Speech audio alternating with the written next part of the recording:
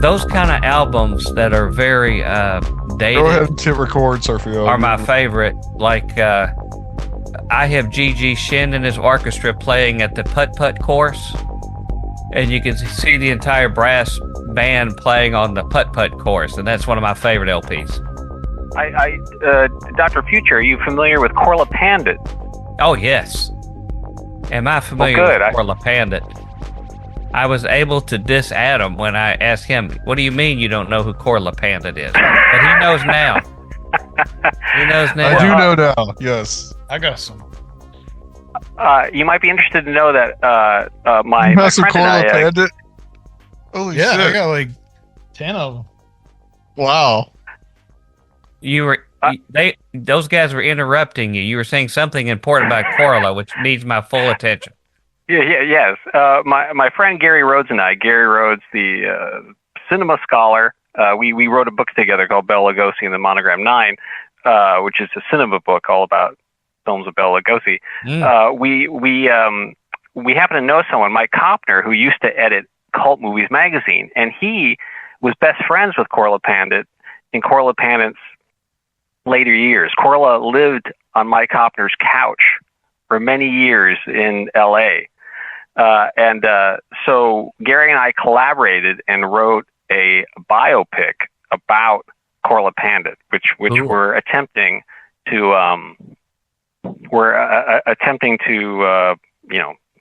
Yeah.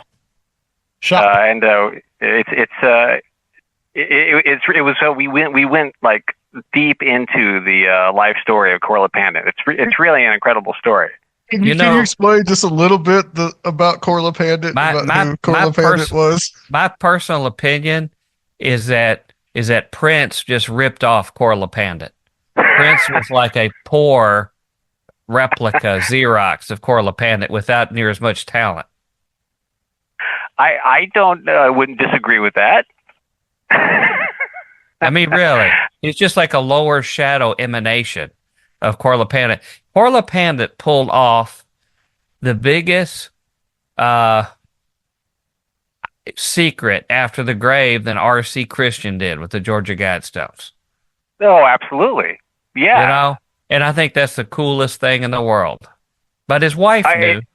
That was it. His children did not know. His children didn't know until after he passed away. Hold on. We started recording, so this is going to be part of the show. So, what's the story of Corla Pandit? What was the secret that Corla Pandit took to his grave? Do you want to do it? No, Dr. Robert. Future? You lay it on him. Okay, so Corla Pandit was he's known as the godfather of exotica because he predates Les Baxter and Martin Denny and all these people, and really his music was quite experimental, and he had a television show in the 1940s and 50s. It was just him playing organ music. He never spoke. He's there, wearing ostensibly a French Indian musician from New Delhi, and he's there wearing a turban, and he would play the organ, and he was in fact an incredible musician. But it wasn't until long after his death that I believe it was an article in the LA Weekly that actually pulled the curtain on this. That Corla Pandit was in fact not a French Indian musician from New Delhi. He was an African American musician from Missouri who passed as an Indian his entire career, and the reason he did that is because, of course, he would not have had a television show in the 40s or 50s if people had known, and so kinds of complex layers there. I mean, on one hand, you could see of cultural appropriation, of pretending that he's from India when he was not. On the other hand, this was really the only way to break through the barriers that were preventing him from being successful. then on one hand, I mean, he started out as a jazz pianist, but jazz because he was now stuck in this identity of playing this kind of exotica music. But because of that, he was kind of like forced to create music that didn't sound like anything else because it's not genuine Indian music. It's not jazz, and so like, what is it? It's this like a weird experimental nether space, And so, in that sense, it you could say that it was the earliest version of quote exotica, and it certainly has a lot of experimental elements to it. And people need to understand when he was on for decades on the largest TV market in the world, and was on for like 4 hours or something ridiculous. Yeah. For a good part of that. Performing live. Yeah, performing live. And the women in his audience would just swoon to watch him stare at the camera. He had this real hypnotic gaze. Yeah. Right. We live in the days now where people say too much. Absolutely. But he would not say anything, and that was so much more effective than him opening his mouth. Absolutely. Just that mysterious enigma of, what secrets does he hold and possess? And of course, nobody ever guessed what the real secret was. They thought everything but the real thing. So I enjoy his music. In fact, it wasn't just his music. The whole presentation was avant-garde and experimental, from the dancers that came on to their dress. It's if people today would take LSD or some kind of hallucinogenic or ayahuasca, they would really get something out of that show. From what you can see of the clips of it, they would have a transcendental experience watching the dancers there and with him playing. Yes, it prefigures MTV music narratives. It also prefigures it's almost like what they would call. So it prefigures all of this, and of course there's this wonderful transgressive aspect to it as well, because you had swarms of white suburban housewives sitting at home swooning over a black musician who would not have been allowed to be on television at that time, and eventually he left the United States and went to Canada because he did not want his children to be drafted into the Vietnam War. And then he kind of went into obscurity for a long time. But then in the late 80s, early 90s, when the whole kind of tiki revival thing started to happen, he became kind of like the godfather of exotica, and was often playing at clubs and having concerts, particularly in Southern California. It's really a shame that he couldn't have cut a deal with the U.S. government to be our secret weapon in the Vietnam War, because if they could have played his music from the loudspeakers, they had these special programs where they had this ethereal music and pretended to be relatives of the Vietnamese soldiers. But they were going to use him in Operation Phoenix. Is that what you talk in the Phoenix? Yeah, program? And it was a special name for that operation where they broadcast it on speakers. It was Operation Hungry Ghost. Yes, that sounds right. Yes.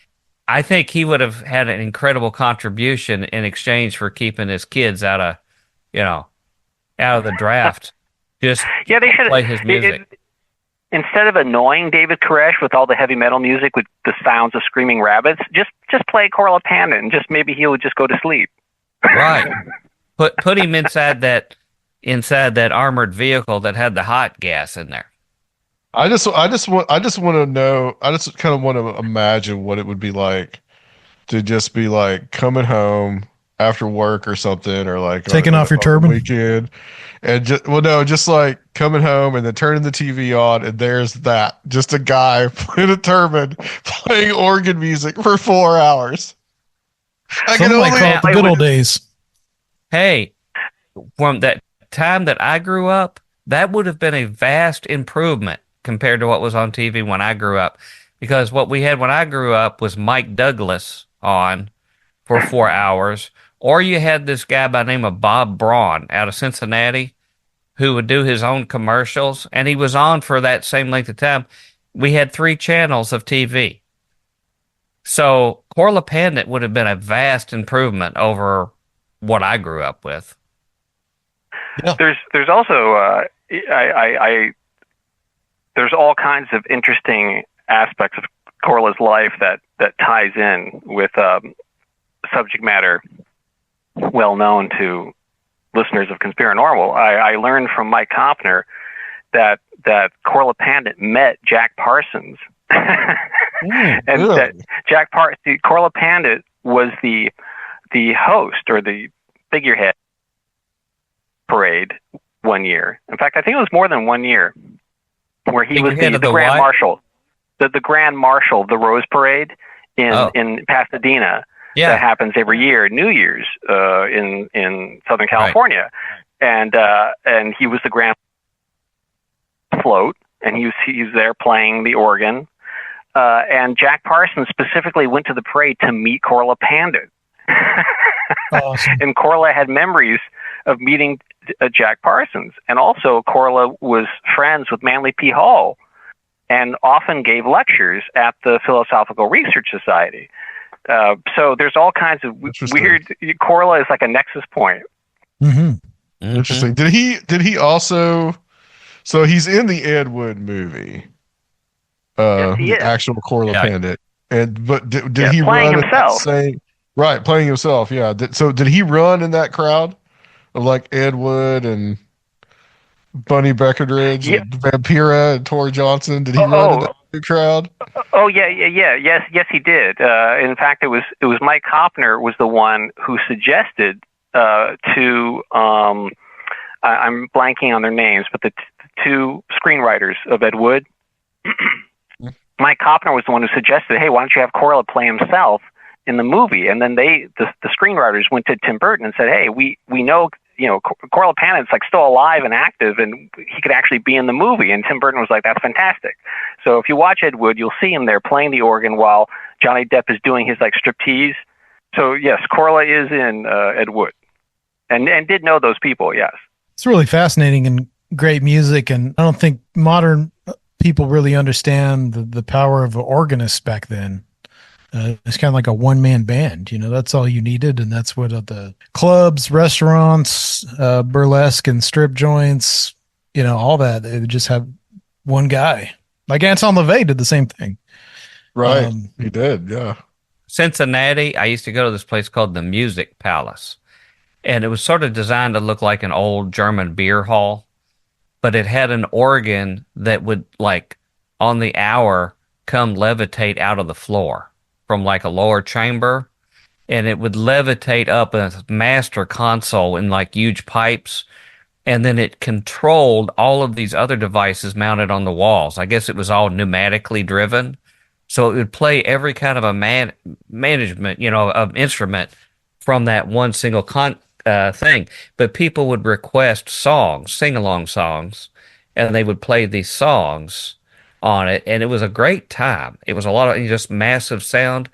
But another place, in fact, when I first met my wife Ginger, like the first time I met her, I was showing her around Cincinnati, drove down from Dayton, and I told her I wanted to take her to my favorite place to eat. And so I took her up to the Music Palace, and it had just turned into a Hooters. So her first impression of me was my favorite place was a Hooters to eat. So I had some explaining to do. But there was another place called... Did they keep the organ, though? Was the organ still there? I don't know what happened to the organ, but there was another organ like that at a little smaller place close to Miami, Ohio, where Miami University is. It's called the Shady Nook. And the Shady Nook is where Ginger and I, my wife and I, went every year on our anniversary, and they had an organ just like that, but it was the old WLW pipe organ.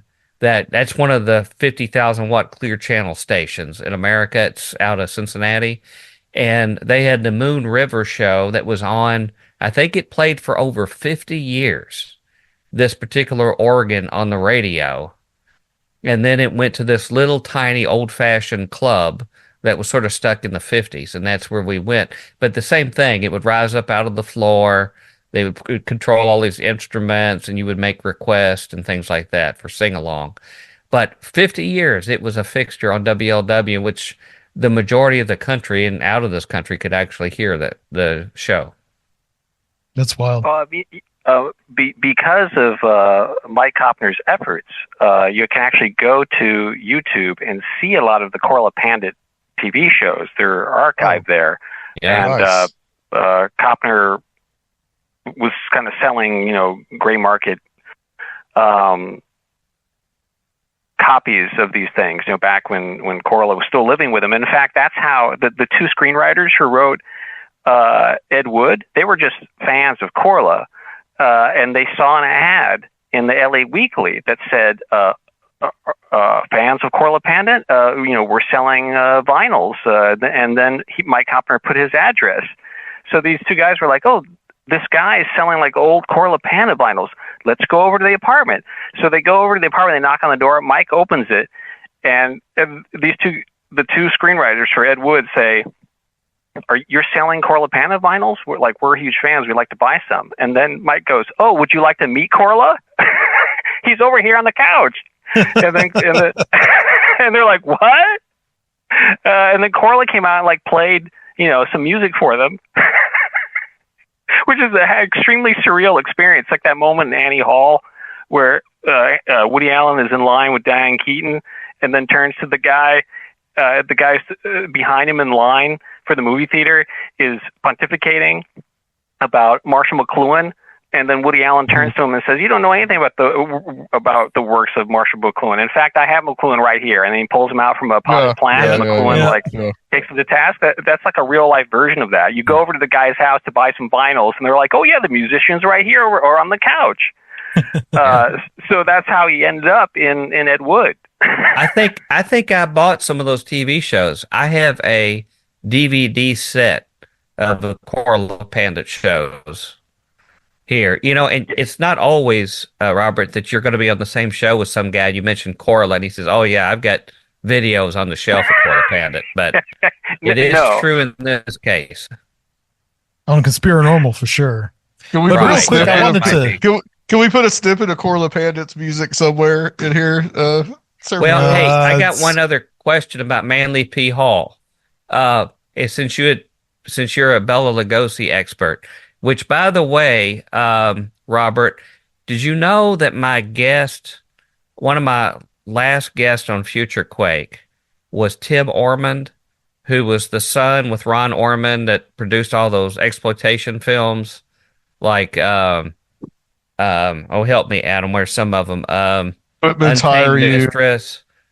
If footmen tire you, what will horses do? And yeah, that was the Christian versions. But right, Monster and the Stripper. Monster and the Stripper. I was trying to remember that one. But anyway, Mesa of Lost Women. Mesa of Lost Women. But Tim Ormond, his son, who helped make the movies, his godfather was Bela Lugosi. Oh, wow. So I didn't know if you knew that. They were pretty tied into all those folk. His mother was the road manager for the Three Stooges. But the other thing about Lugosi and Manly P. Hall is that I've had little snippets where at least the PR thing showed that Manly P. Hall would hypnotize Bela Lugosi before he would do his scenes like in Dracula and things. Does that ring a bell with you? Yes, absolutely. That, in fact, Adam knows this. So I wrote a novel called Bela Lugosi's Dead, and Manly P. Hall is a character in the novel. The two characters actually go to meet Manly P. Hall to talk to him about Lugosi at some point in the late 80s. But Manly P. Hall supposedly hypnotized Bela Lugosi for a particular scene in Black Friday, Lugosi film from 1940. And Karloff, who was there on the set when Manly P. And if you see the trailer, you go to YouTube and punch in Black Friday trailer, you'll actually see a young Manly P. Hall supposedly hypnotizing Bela Lugosi. Karloff, because the question was this just a PR stunt or did he really hypnotize him? Because the scene is that Lugosi is supposedly suffocating in a closet, and so Manly P. Hall supposedly hypnotized him so that he would actually feel like he was suffocating and give a genuine performance. And they asked Karloff, "Do you think was this a PR stunt?" And Karloff said, "I think he was really hypnotized because it was the only time I ever saw Lugosi turn his back to the camera." So, Okay. and supposedly, according to Lugosi's son said that Lugosi was genuinely afraid that Manly P. Hall might take the opportunity to hypnotize Lugosi into not smoking cigars. And because I guess, I don't know, he'd been on him about that or something. And Lugosi told him, like, "I'll let you do this. You have to promise that you do not hypnotize me into not liking cigars. I want to enjoy my cigar every evening." So I tend to think he actually was hypnotized. There's a later day corollary to that I discovered. Are you familiar with the filmmaker William Girdler? No, I don't think so. William Girdler is the favorite son of Louisville, Kentucky, my hometown. He was a B-movie guy extraordinaire that self-made. His first movie, and most of his early movies are all based inside Louisville, Kentucky. When you watch them, they are wonderful, grainy, washed-out films that were big hits of the drive-in circuit. The first one was called Asylum of Satan. And Asylum of Satan had as its main diabolical character an actor who was our TV horror host, who was known as the fearmonger on TV, but he played the Satanist. And when they had these satanic invocations in the show, they actually brought in, Mr. Presidio, Michael Aquino. Michael Aquino, who was living just outside of Louisville in Brandenburg because he was in the military. He was stationed at Fort Knox. He was brought in to come up with the recitations, the stuff like he would have later in Temple of Set stuff. And he was on set to help people No get pun into the intended. right frame for this. And there was one incident where one of the maidens, as part of the satanic ceremony in the film, she fainted. And Aquino went over on the set and whispered something into her ear, and she just leaned up screaming. And it freaked out her parents, who happened to be on set, because they said, "Get that man away from my child, get him away." But I didn't know, Robert, if you were familiar with that or not. No, it's kind of like Anton LaVey was on set for Rosemary's Baby, Right. supposedly. Right. Right. A technical advisor for a very peculiar film that I recommend called The Car from the 1970s, which is a Universal film. With James Brolin? All about this. Yes, James Brolin. It's about this sentient car that runs around killing people. Talking about Anton LaVey was technical advisor? Yeah, they even had, the film begins with a LaVey quote from the Satanic Bible.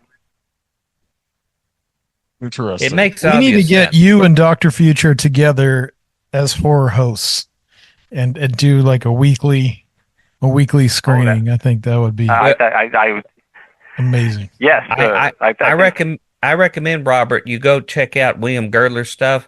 His second film he did in Kentucky, it's a very gentle romantic comedy called Three on a Meat Hook, and it's a really good flick, Three on a Meat Hook. But he did several movies. He started he saved Leslie Nielsen from total obscurity and brought him back to do some kind of intense, I think it was called Operation Zebra or something like that.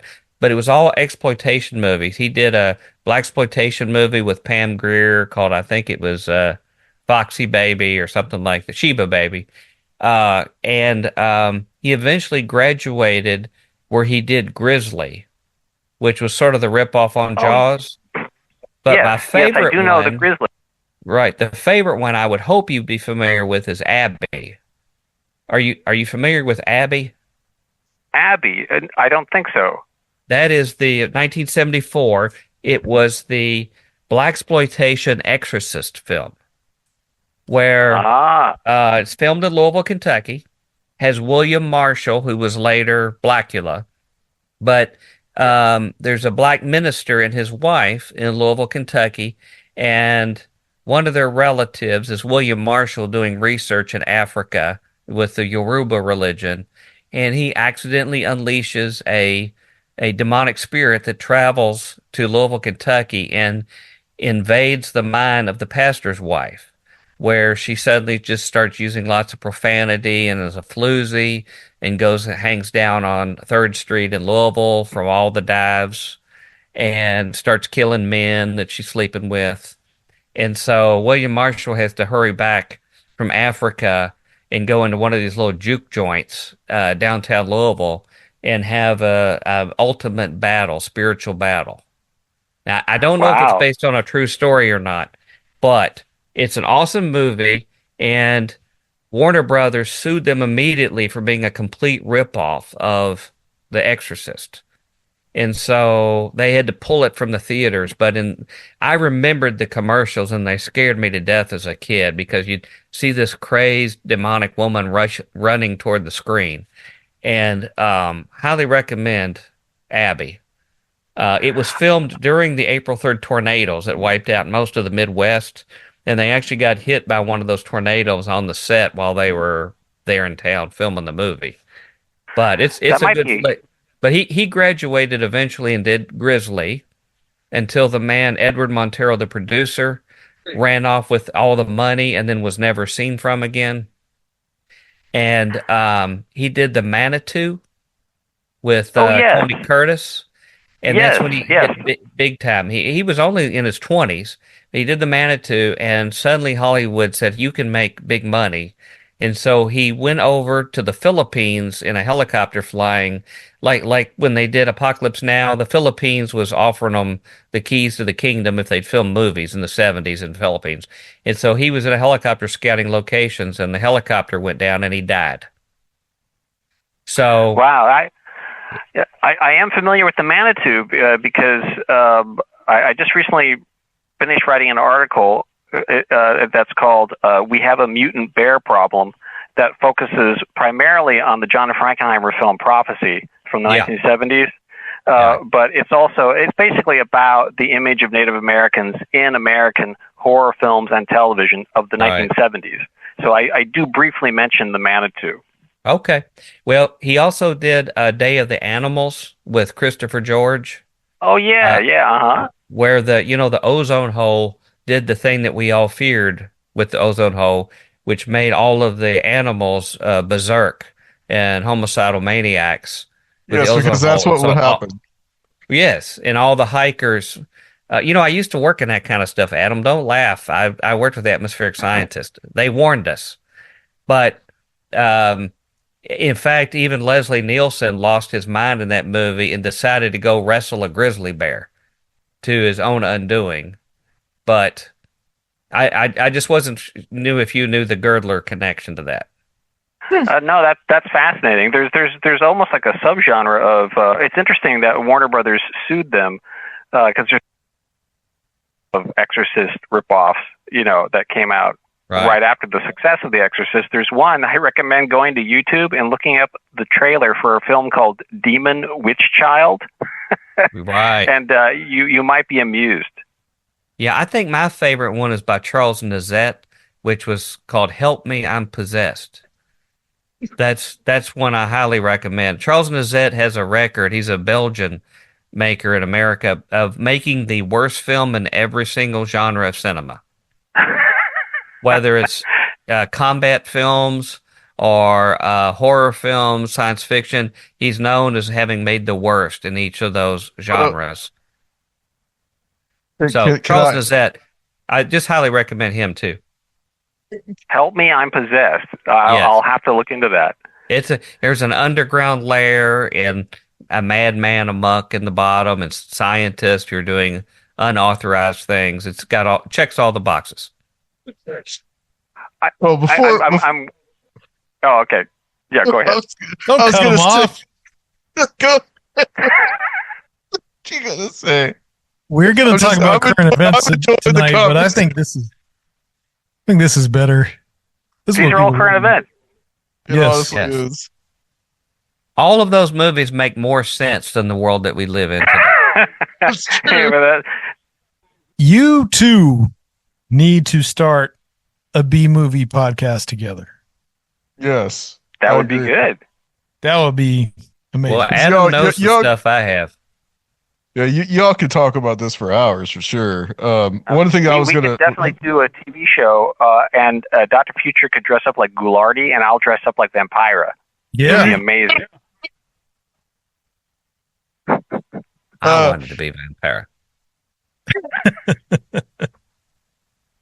But I was gonna say when you mentioned Anton LaVey, there's this other movie called The Devil's Reign that is absolutely the most just it's absolutely incredible.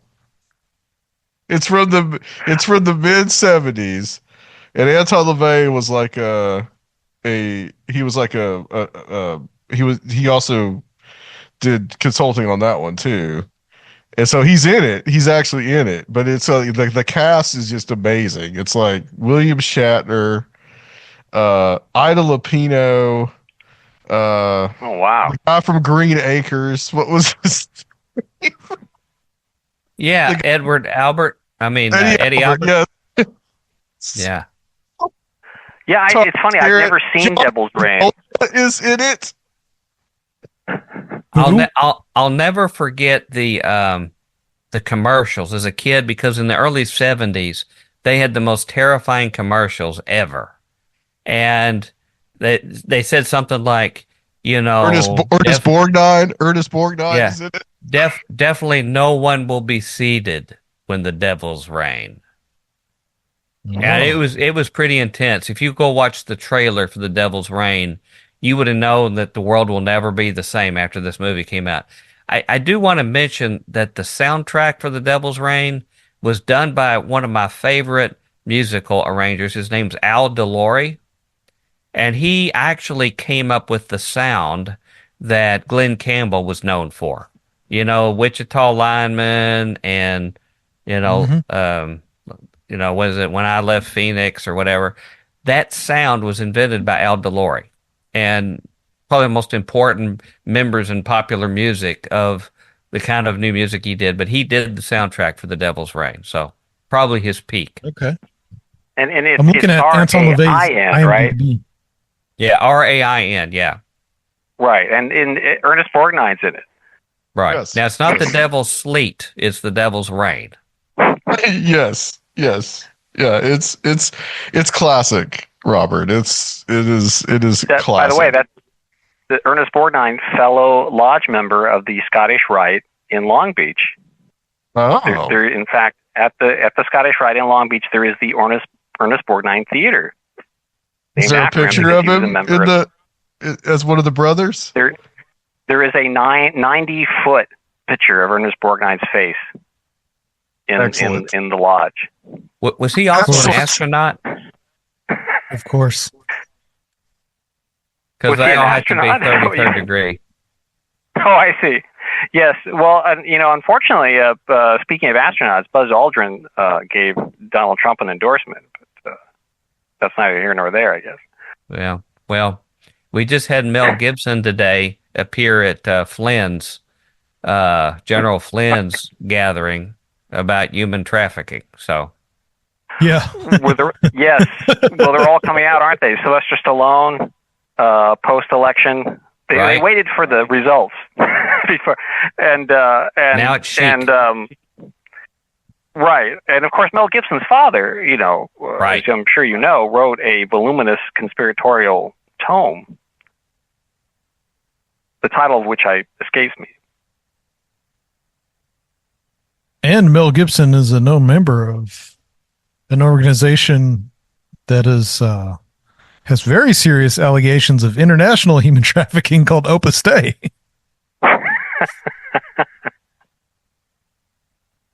Is he a member of Opus Dei? Yes. Interesting. Yeah, he's definitely down with that. These little contradictions can be overlooked. Of course. Well, they're doing it for I should point out that just a few days ago, in fact, passing of Hal Lindsey, Yeah. author of The Late Great Planet Earth, a copy of which I'm holding in my hand. This particular paperback copy I found at Thrift Village in Torrance when I was 16. And Hal Lindsey died at the age of 95. It was just like the end of November, I believe. And I think November 25th. And you could say that he had a tremendous impact on this election, I think, in a kind of indirect way. But, Trump's pick for Israeli ambassador Mike Huckabee is a huge follower of Hal Lindsey. Well, a guy's big time when a movie about your work is hosted by Orson Welles. Oh, yeah, absolutely. Yeah, that's a huge coup. Yeah. Yeah, that's big time. I read The Late Great Planet Earth in 1976. My older brother picked it up at a Kmart and read it through that night. And we were church-going folk, but, it doesn't really get you too excited or whatever, when you're a young person. And as a 12-year-old, I read it, and, man, it rocked my world. And about that time, cable TV showed up, and there was a show out of Southern California. I don't know if you were living in Southern California then, called The King is Coming with Dr. Howard C. Estep. It was one of the early cable shows, and it was all about Bible prophecy. And it was the first one I saw. I'm sure probably Jack Van Impe was doing his thing around then too. But The King is Coming. It wasn't Garden Grove, but it was somewhere out in that neck of the woods. But it was all prophecy all the time, and we were eating it up because otherwise life was pretty boring back then. And so anything like that, it was just like finding a chick track. A chick track was like a little nuclear bomb that you'd find in the public bathroom stall. I usually found them on bus benches. Yeah, I mean that was the original social media. That was the original viral, was chick tracks, and more chick tracks have been published than any other publication in world history. Wow! Oh, absolutely. According to the Guinness Book of Records, more of them have been published than ever. Steve Bissett, a horror master, comic book artist who worked with Alan Moore on the Saga of the Swamp Thing and many other comic books. Steve Bissett once said that Jack T. Chick was undoubtedly the most successful alternative cartoonist of alternative underground comic book artists, because more successful than Robert Crumb or S. Clay Wilson. Right. There's just no question about it, because he was an independent cartoonist whose work was seen by millions of people, and were moved.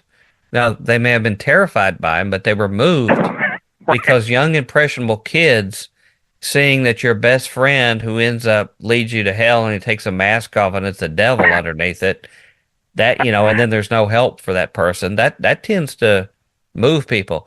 Something I noticed the other day on the college football games, they had the Arizona State team playing, the Sun Devils, and they had their old logo on the helmet, and I swear it looked exactly like a Jack Chick figure. The shape, the drawing, if you go look it up on Google, it definitely has a Jack Chick demon kind of look.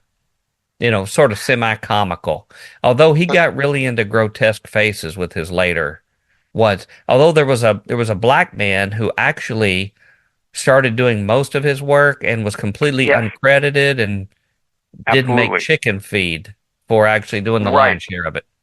I did see, and that particular artist whose name escapes me, he was a very good cartoonist, and his style was, you could tell the difference, because Jack Chick had a very distinct kind of cartoony style, whereas the other artist's style was more kind of realistic. It was more like Neil Adams. I think that's probably what I was referring to when it got more grotesque.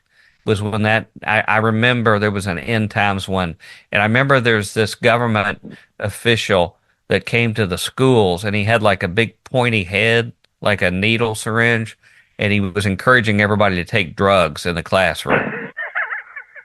And that was that was the stuff. We actually, it says like nobody will be seated during the last 10 minutes. Well, that was what Sergio just did. He couldn't take it. He left. It was like the I had to get another drink for this. So. Yeah, that probably helps.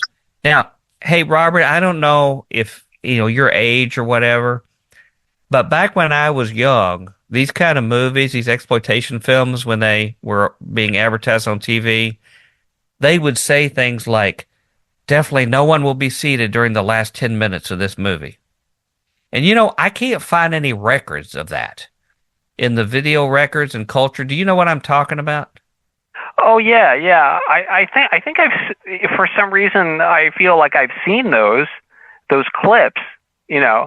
I've seen like really weird warnings that used to appear.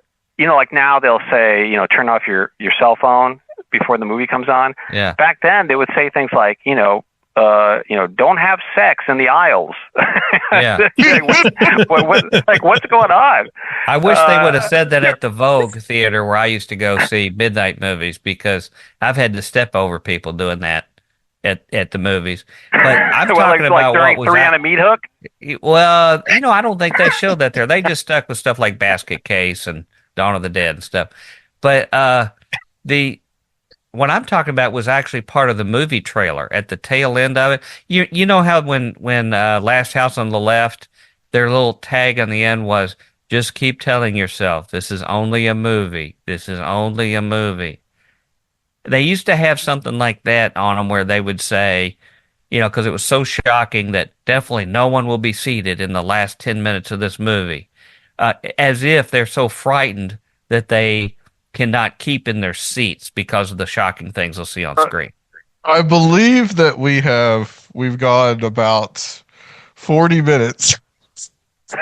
I thought this was what the show was about. This is what I tuned into. Just on this one, just a stream of consciousness. That's been excellent. Well, at least it's consciousness.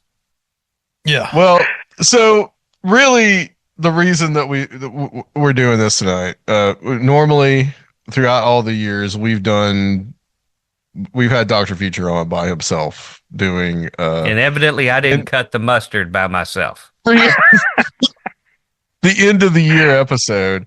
And I said to Adam, I go, is Dr. Future going to mind that I'm horning in on his territory?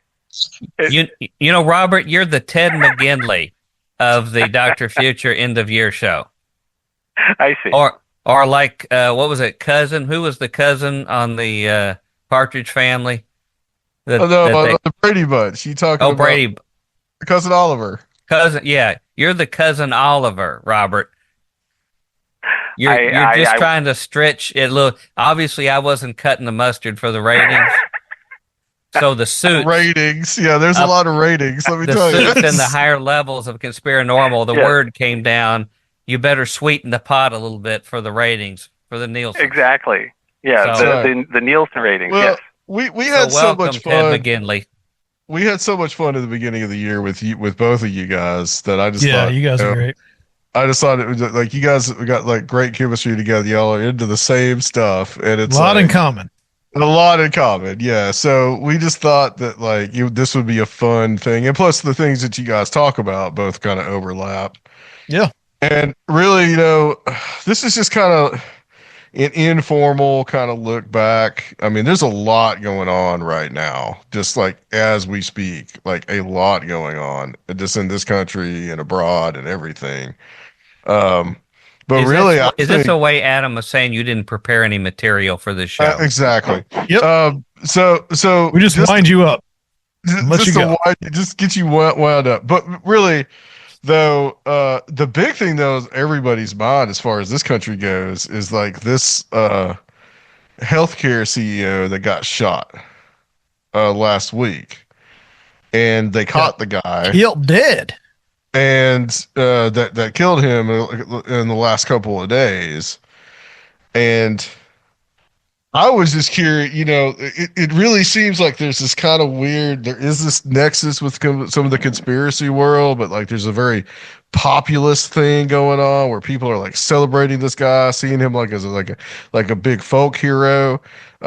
He apparently is a big fan of the Unabomber, and I guess decided to take some kind of action.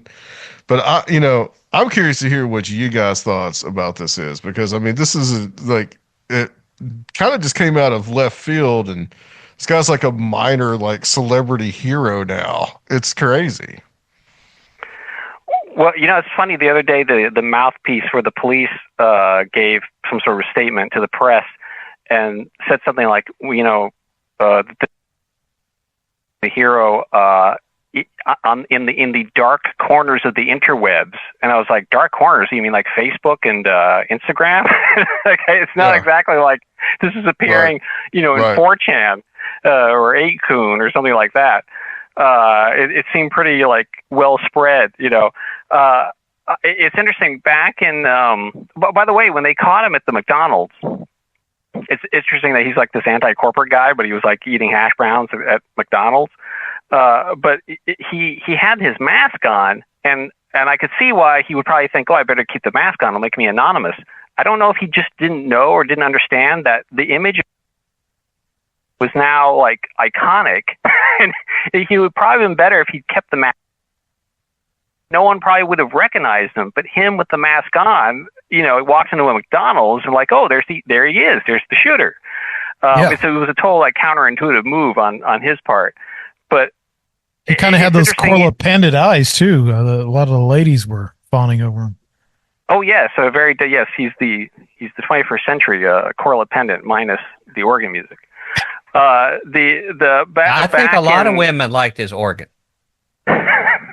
Well, he was, yes. Corla was quite prolific in those areas. If we want to go back to Corla, but back in, some people are like really perplexed by certain people, kind of the anger and frustration that realized at the healthcare industry. Back in 2017, I had a conversation with a well-respected physician, trained with like the top experts in his field. And I think he told me this story because he knew I was a writer. And he told me about a particular patient he had. And the situation was like really bad, but it wasn't hopeless. The insurance company told this doctor, explicitly told him to suggest to the patient to go on hospice care because they didn't want to shell out the money for this guy's very expensive treatment. And this particular doctor chose to ignore their advice and treated the patient anyway, because there's this little thing called the Hippocratic Oath that doctors take and you're supposed to follow. And so I said to the doctor, I go, so you're saying that the insurance company is diagnosing the patients? And he said, yeah. And I said, I go, how many doctors would just go along with what the insurance company wanted? And he said, probably a lot of them. And I go, would you consider yourself rare in the fact that you like stood up to what they were telling you to do? And he said, yeah. And I go, can I interview you about this? And he said, well, you'd have to change my name to like Dr. X, because I would lose my whole practice if I like went on the record telling the truth about the insurance companies and the hold, the death grip that they have. He said he'd already suffered real consequences because the word had already gotten out that he was a doctor who wouldn't play ball with these insurance companies. And I remember I asked him, I go, the case that you told me about with, them telling you put the patient on hospice care, I go, is that rare? And he said, no, it's like, it's not rare at all. You'd be shocked like how common that is. So when you see these like darkly humorous memes floating around about the New York shooter, I completely understand the frustration and anger being expressed there against these insurance companies. And I'm sure the doctor I spoke to probably understands it better than anyone, though he would never say anything on the record. So I'm certainly not advocating shooting health insurance CEOs on the streets of New York. Perhaps find a place that's less likely to have a camera. But I do understand the source of the frustration. The frustration comes from a very real place. And if doctors are being honest, they tell you this. And the ones who actually follow the Hippocratic Oath are probably are less surprised by this outpouring than anyone. Wow. And it's my understanding that this victim in particular was instrumental in implementing an AI system specifically designed to deny as much coverage to claims as possible. So, I mean, this right. Yeah. Automatic. It's automatic artificial intelligence denial.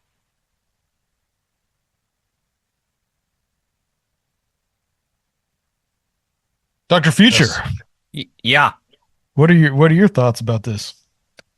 Well, it seems to me that it's pretty obvious. I mean, I would suggest that probably the most likely scenario is that this young man is a Manchurian candidate trained by Blue Cross Blue Shield. That it's, is the first of the, it's like the battle over Chicago. Right. So they took out the CEO, they took out the commanding general of their opposing force. So it's an ingenious plan to get the upper hand in the healthcare field. Well, nobody's ever looked at that. That's why nobody ever expects the Inquisition. You know that Robert was friends with the late Walter Bauert, the author of Operation Mind Control, among other pioneering alt press stuff. So, well, at least that's what he was. That's what was implanted in his brain to remember. That's true. This whole experience tonight may not even be real. It may be a thought that's implanted in my head. I can't prove we've even done this. We've now plunged into the Gnostic interpretation of reality. There's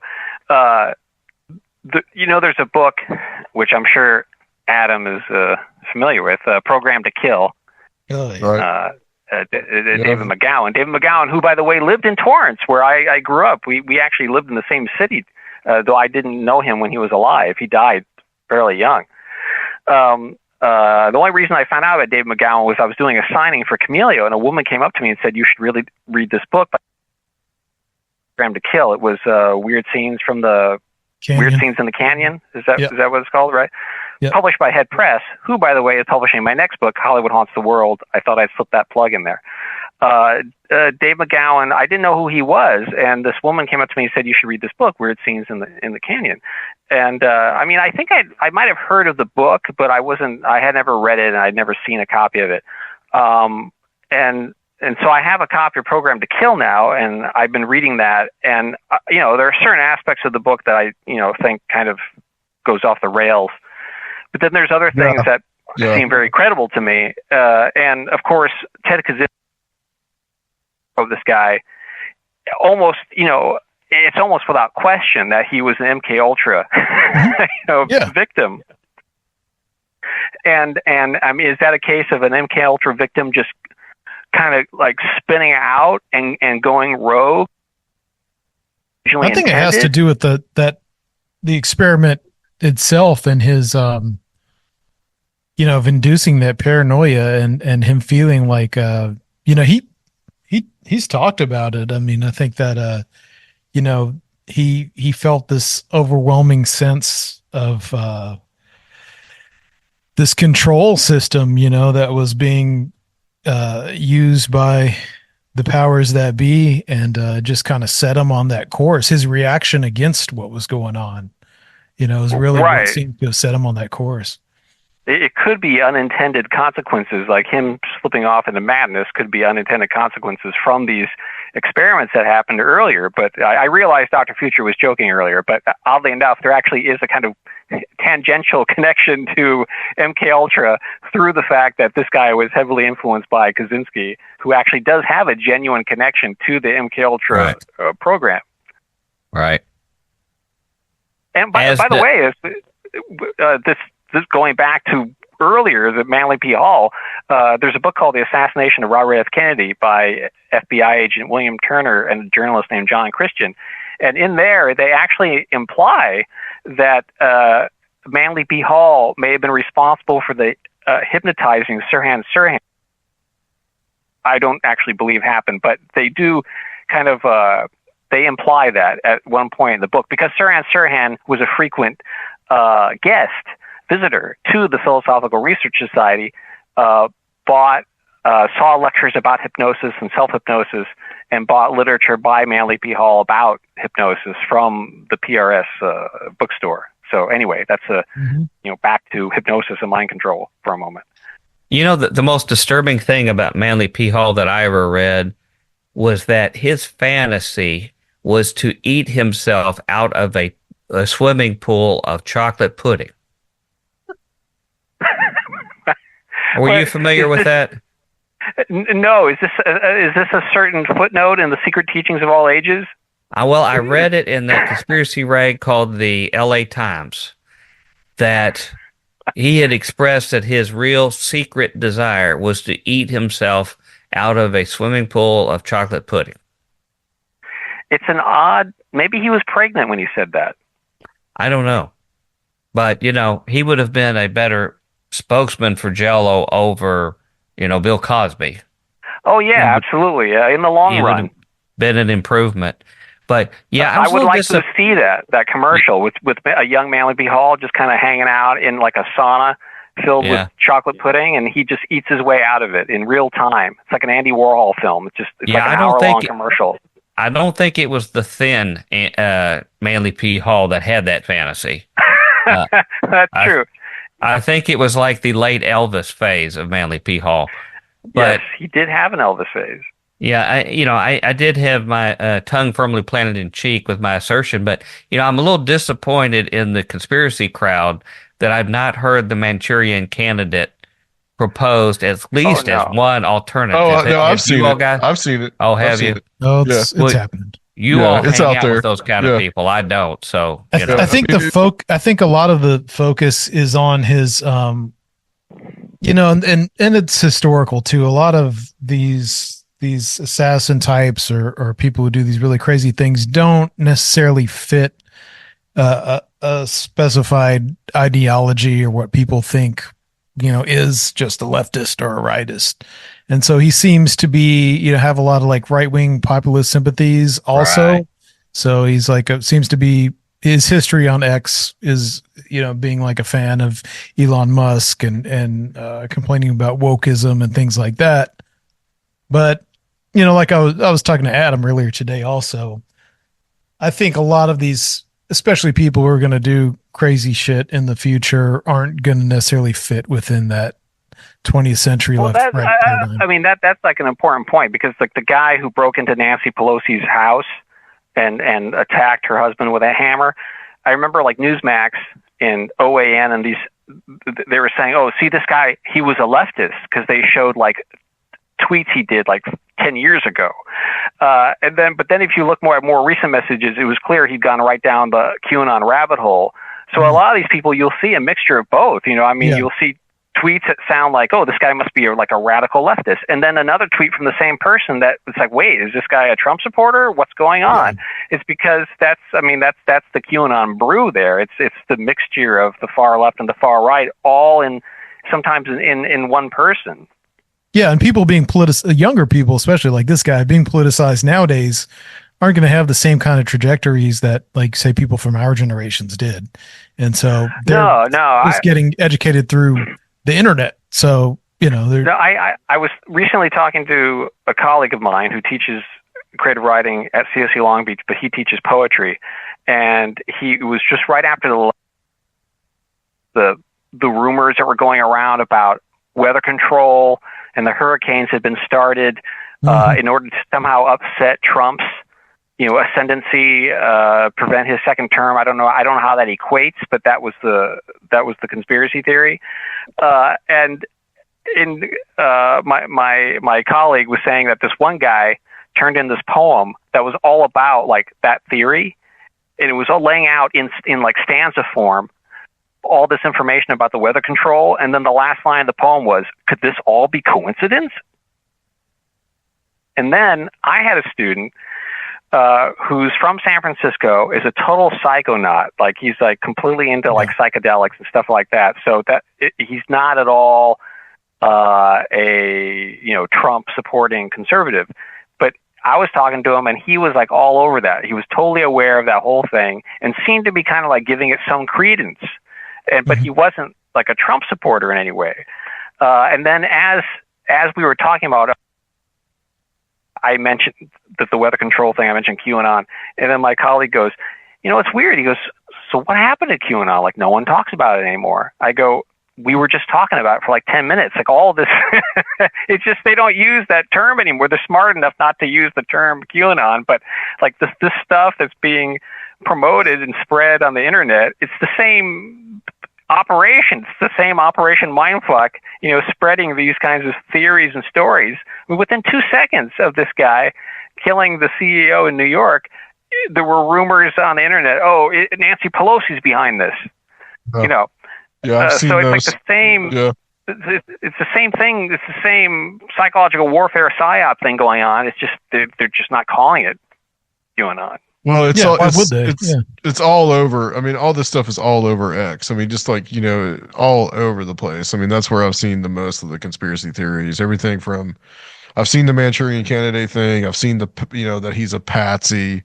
I've seen all this, and it does seem like right now it's kind of weird with this, because I saw the comedian Bill Burr, he came out and started talking about this on his podcast, and had some pretty strong opinions about it. And there's like the CNN panel that was looking at it, and they were like trying to talk about how, well, we shouldn't extol this guy for being a murderer and all that. And it seems like the media is being really kind of careful right now to kind of be literally like walk gingerly about this, because you don't know if people are going to start copycatting this guy.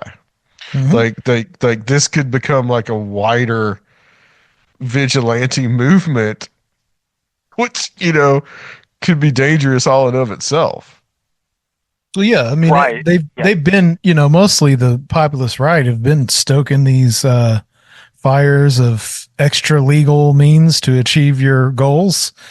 And, when people start seeing some real economic populist radical actions, it might, get them a little more riled up than just some old angry man yelling on stage. You could extend these paradoxes back to the first Trump assassination attempt, in the sense of the fact that Thomas Crooks, that was his name, right? Thomas Crooks.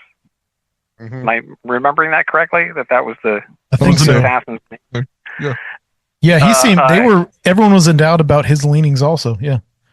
Well, yeah, there's like real contradictions there. I mean, he is trying to kill Trump, but everybody who was around him says this guy was a total conservative. Like, there were people who were in high school with him who said he would come to class dressed in camo fatigues. He would, in the class when they did debates, he would be the only one taking the conservative position.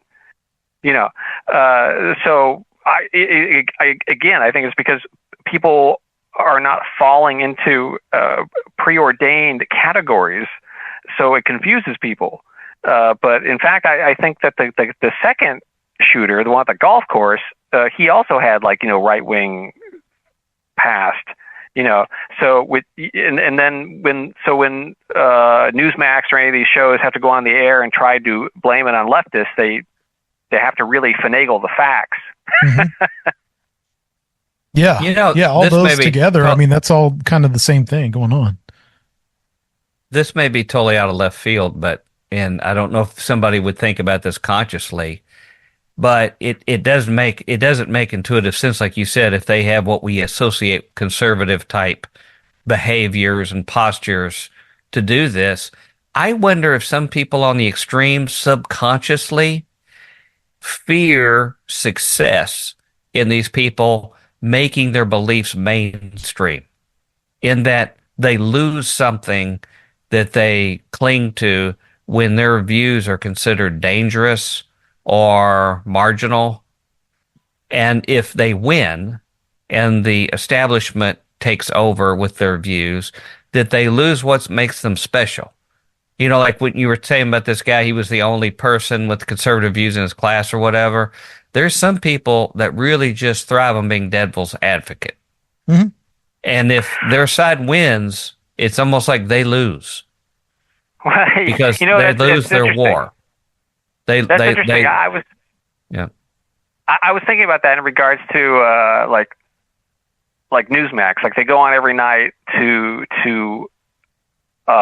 rail against like Biden and the Biden crime family, and on one hand Biden is the senile crypt keeper type, but on the other hand he's also like a mafia don, Right. head of a criminal empire. So that's total cognitive dissonance. Like those two things can't exist at the same time, and yet they do in their minds. And so they go on, they rail against the establishment. Well, now they're the establishment, right? So what are they just going to go on every night and say everything's wonderful? You know, I mean, it'll be interesting to see how these quote alternative conservative media, which isn't really alternative anymore. I mean, it's the mainstream Republican Party. I mean, we used to refer to like QAnon as the far right, extreme right, but it's now the mainstream of the Republican Party. You know, Joni Ernst is willing to embrace it now. You know, she's already been swayed for some reason to getting behind Hegseth. We know Mitch McConnell totally lost any spine. So, I mean, you're really right. There's no noble, you know, the people who nobly tried to stop this are called ex-Republicans. The existing ones have just a complete acquiescence. So it's been mainstreamed. And what I've noticed is, and this is almost like, this is not an original thought. It's completely basic, in fact, but it's almost so basic that most people don't even stop to consider it. And that is, what I've noticed is, particularly watching like Newsmax or the Epoch Times or OAN or any of these things, is that these hardcore conservatives are incensed. Their intense anger is being revved up by events that are not really occurring in their immediate environment, for the most part. The vast majority of people watching Newsmax, they've never had their children whisked away in the night by trans activists. They haven't seen drag queens lurking in the corridors of their kids' schools. They've not seen roving packs of immigrants gnawing on the limbs of cats and dogs and ocelots. You know, they haven't been strafed by Antifa dragonfly squadrons.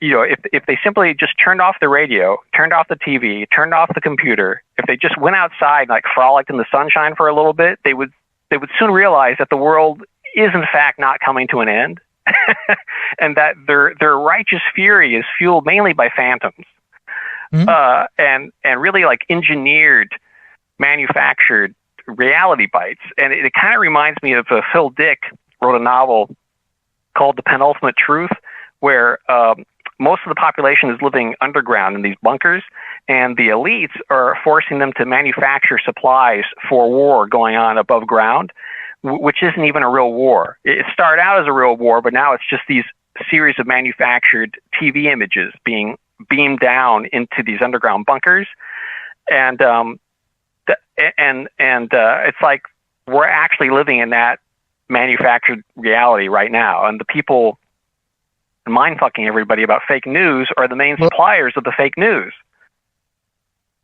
Mike, and to use another Phil Dick analogy, in A Scanner Darkly, there's this rehab clinic that's like treating people who are addicted to this science fictional mind-altering drug called Substance D, and it turns out that the rehab clinic is actually the main manufacturer of Substance D.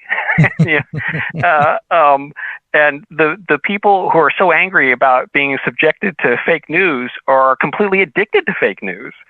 And none of these people actually bothered to climb the ladder and pop their head above ground to see, is the fake war, is it actually happening above ground, or right? Fake news. Yeah, that's a good analogy. I mean, Mike, you were telling me, because we watched the returns together for the election, and you were telling me that there's people in your neighborhood that think the geese were eaten out of the pond by the immigrants. Well, we know that's true.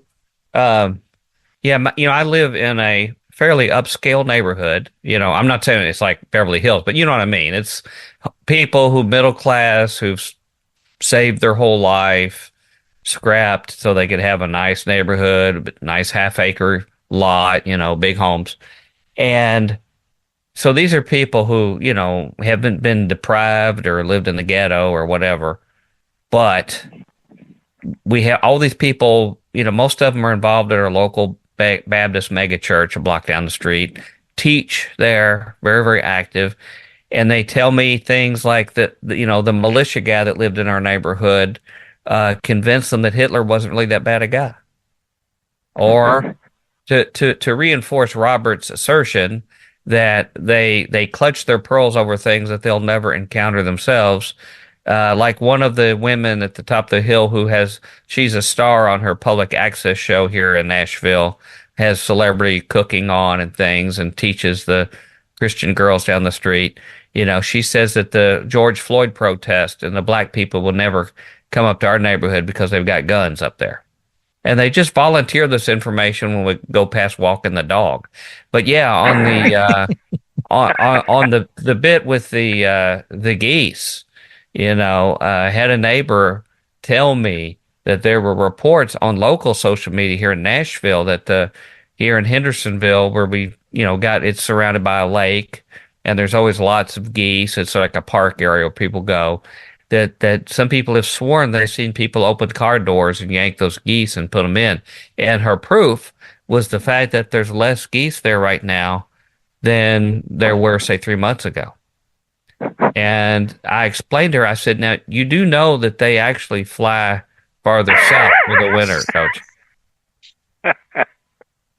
But no, she's convinced that this is what's going on in her own neighborhood. And she's been trying to convince me that Kamala was personally involved in the P. Diddy sexual activities with, young people and things, because somebody's heard somebody who's heard somebody who said there might be something that looks like that.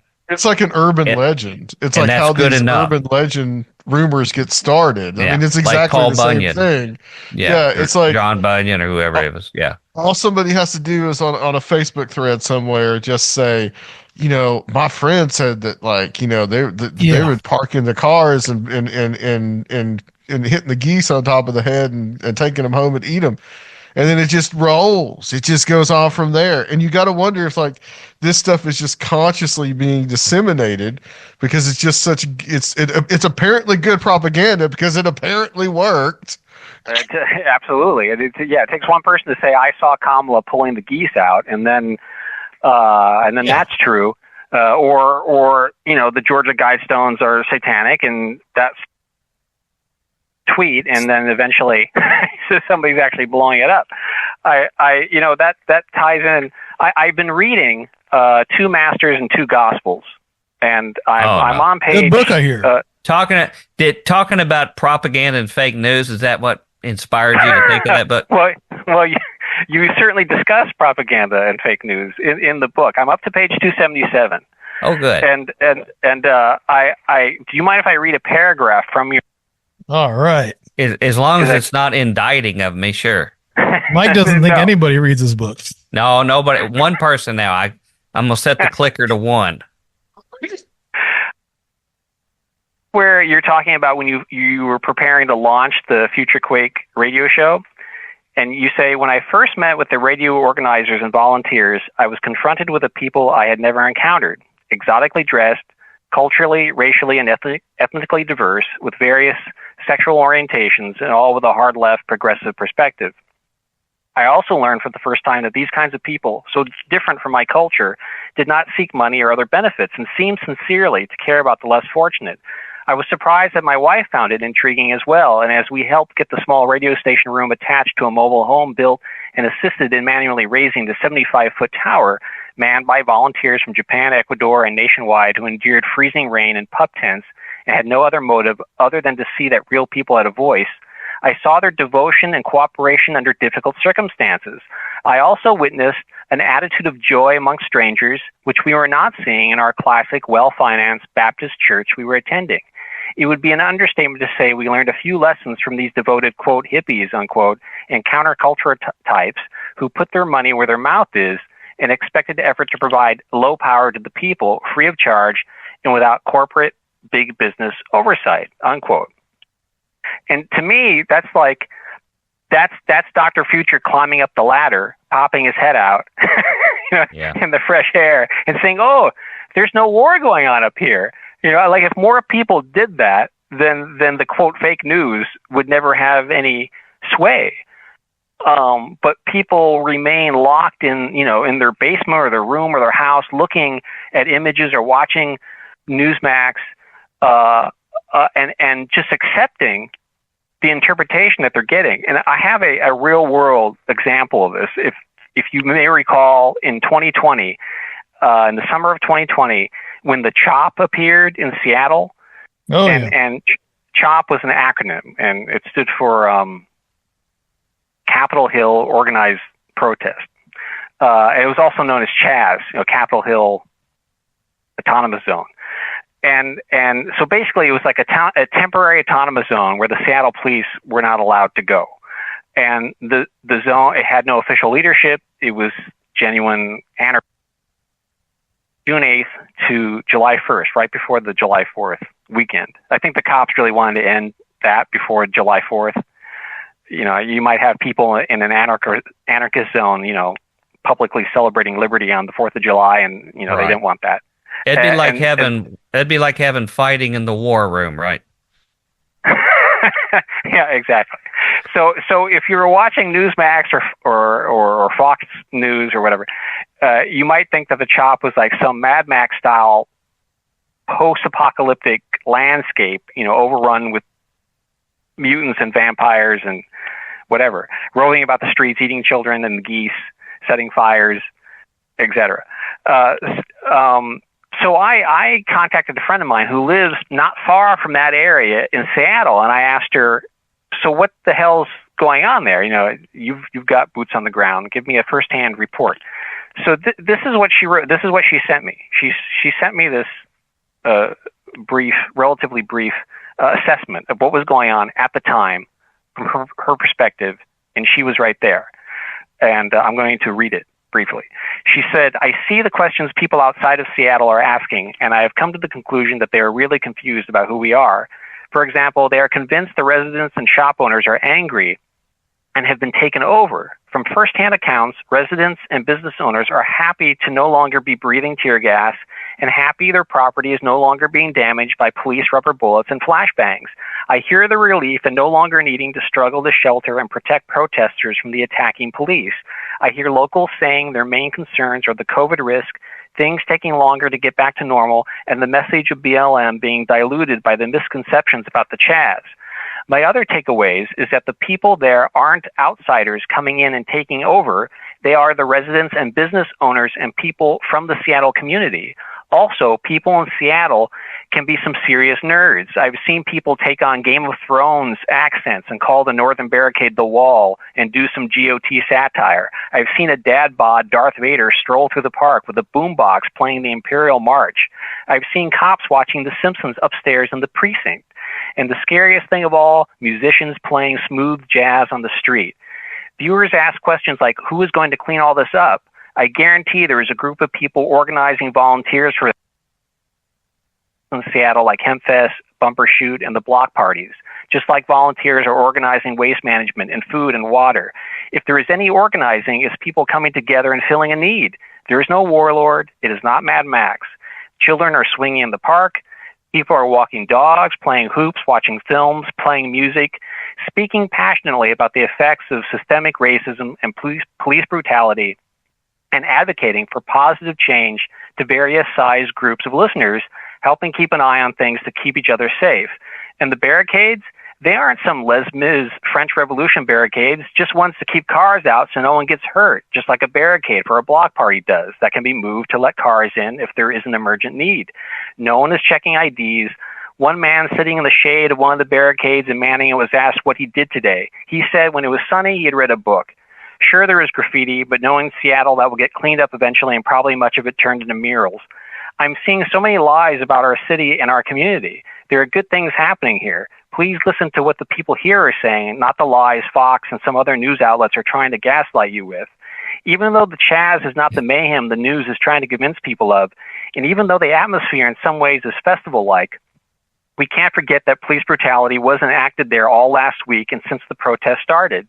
There's an underlying purpose to what people are doing in the Chaz. The system must be changed to meet the needs of the people of Seattle and across the U.S. There must be fundamental change for the health and safety and peace of our community. Open your minds and hearts and listen to the lived experiences of the people of Seattle and across the U.S. So please watch some of the live streaming for yourselves. Better yet, go there and talk to people if you can. Just make sure to smoke in the designated smoking area and take care not to walk in any newly planted vegetables. And if you forgot a water bottle, someone there will have your back. And so now let's contrast that with this news article from June 20th, 2020 from the Seattle Times. The headline is Fox News runs digitally altered images in coverage of Seattle's protests, Capitol Hill Autonomous Zone by Jim Bruner. So I think this represents our situation like in microcosm. This is the article from the Seattle Times. And misleading photos on stories about Seattle's Capitol Hill Autonomous Zone and what photo violation of ethical standards for news organizations. As part of a package where demonstrators have taken over several city blocks on Capitol Hill after Seattle police abandoned the East Precinct, Fox's website for much of the day featured a photo of a man standing with a military-style rifle in front of what appeared to be a smashed retail storefront. The image was actually a mashup of photos from different days taken by different photographers. It was done by splicing a Getty Images photo of an armed man who had been at the protest zone June 10th with other images from May 30th of smashed windows in downtown Seattle. Another altered image combined the gunman photo with yet another image, making it appear as though he was standing in front of a sign declaring, "You are now entering Free Cap Hill." Fox's site had no disclaimers revealing the photos had been manipulated. The network removed the images after inquiries from the Seattle Times. In addition, Fox's site for a time on Friday ran a frightening image of a burning city above a package of stories about Seattle's protests, headline Crazy Town. The photo actually showed a scene from St. Paul, Minnesota on May 30th. That image also was later removed. In an emailed statement, a Fox News spokeswoman said, "We have replaced our photo illustration with the clearly delineated images of a gunman and a shattered storefront, both of which were taken this week in Seattle's Autonomous Zone." That statement is inaccurate, as the gunman photo was taken June 10th, while storefront images it was melded with were datelined May 30th by Getty Images. On Saturday, Fox apologized in an editor's note posted to stories about Chaz on its website, saying its homepage photos, quote, did not clearly delineate, unquote, the splicing together of multiple images from different locations. The editor's note also acknowledged the erroneous use of the Minnesota riding photo to illustrate Seattle news. Fox News regrets these errors, the note stated. The network's misleading and faked images were published as the Capitol Hill Zone, quickly labeled Chaz, became a political flashpoint for conservatives nationally and a target of tweets by President Donald Trump, who has branded the demonstrators domestic terrorists and threatened federal action unless local officials take back the area. National news outlets on Friday also continued to cite a now withdrawn comment by a Seattle police commander suggesting protesters were extorting payments from businesses within Chaz. Seattle Police Chief Carmen Best walked back that statement on Thursday, saying the comment was based on rumor and social media. Reports of this occurring, she said. The daily scene at Chaz has mostly been peaceful, with artists painting an enormous Black Lives Matter street mural and people gathering for free food, music, and documentary films, unquote. So now, obviously, that's not an error. That's not an honest mistake. It's somebody, a team of somebody's, purposely going out of their way to alter images and facts in order to just straight up lie to the public. It's fake news. And that's just one news story from 4 or 5 years ago. Like multiply that 1,000 times every day, and that's what you're up against. I sent you a copy of Cryptopolis, and I believe I wrote in the inside front cover a quote from William S. Burroughs, which is one of my favorite quotes. It's from Nova Express, and the quote is, general orders for emergency conditions. Watch what everyone else is doing and don't do it. So that's always important to keep well in mind. But my daughter is 16, and she enjoys watching these Newsmax reports and then riffing on them, kind of like a Mystery Science Theater kind of thing. And we were sitting there watching this report about the quote trans agenda in American education. And the thrust of the report was that, drag queens have essentially taken over the school system and are trying to corrupt the children. Well, I turned to my daughter, who's 16, and since 2013, and I said, can you think of a single time throughout kindergarten, elementary school, middle school, high school, where anything involving trans people was brought up in a classroom? She said, no, not once. And this is like woke Southern California, right? She can't recall a single time when this topic was broached from 2013 onward. I saw on Newsmax, they did this story about California, and it was all about how California is going to hell in a handbasket. And they take their cameras to an area I immediately recognize. It's the area in LA near Bunker Hill that John Fonte famously wrote about in Ask the Dust and other books. It's not far from the last bookstore and the Cecil Hotel where Elisa Lam ended up dead in that water tower on top of the roof. Right? So we're talking the depths of Skid Row, or at least Skid Row adjacent. And there's, it's tent after tent after tent filled with unhinged, tweaking homeless people. And the Newsmax crew took their cameras down there and said, see, this is an average American street, Southern California. Yeah. And everyone watching at home is like, oh my God, how did the people there even live like this? This looks like a bomb went off. And they don't mention that this is like the neighborhood around the Cecil Hotel. It's not an average Southern California neighborhood. And I mentioned before, I have a student, my psychonaut student from San Francisco, right before the Thanksgiving break. I told him, I go, you see all these stories on Fox News and Newsmax and OAN about San Francisco, and it's a hell pit. It's on the verge of martial law. And he was going back home for Thanksgiving break. And I said, so how is San Francisco? I haven't been there in years. According to Newsmax, you can barely walk the street without getting mugged. Is that your experience? And he laughed, and he goes, no, it's the same as it's always been to me. I grew up there my whole life. I'm 19 now. There's no measurable difference at all. It's the city I grew up in. But, that's not the impression you get from these conservative commentators who've never even bothered to set foot in the city. It's another convenient lie. It's Phil Dick's penultimate truth, writ large on the American mediascape. Yeah, not to mention that a lot of these Western cities were really built on vice and social chaos. There's an amusing postscript. There's an amusing postscript to the whole Chaz story. Somebody, because once you have embraced the idea of just faking news to get across a particular political point, once you've embraced that's acceptable, I think it's probably you open yourself up to being trolled yourself. And Fox News posted it was someone in the Chaz posted a joke tweet quoting a line from Monty Python, The Holy Grail, with something that was being said by one of the quote leaders of Chaz. And the quote was, I thought we had an anonymous collective, an anarcho-syndicist commune at the least. We should take it in turns to act as a sort of executive officer for the week. And they posted this famous line from Monty Python, The Holy Grail, tweaked it slightly, and it was a joke. Fox News reported that as evidence that the protesters that had formed the Chad, they were now turning against each other, and they had internal political conflict. And even John Cleese mocked Fox News for this faux pas. But it doesn't surprise me because A, they don't have a sense of humor, and B, once you're willing to distort facts to manipulate others, pretty soon you're going to lose all sense of reality yourself. And I think that's you're going to start believing your own bullshit and other people's bullshit. And that's why Trump is able to speak with confidence while saying several things at once that all contradict each other. Yeah.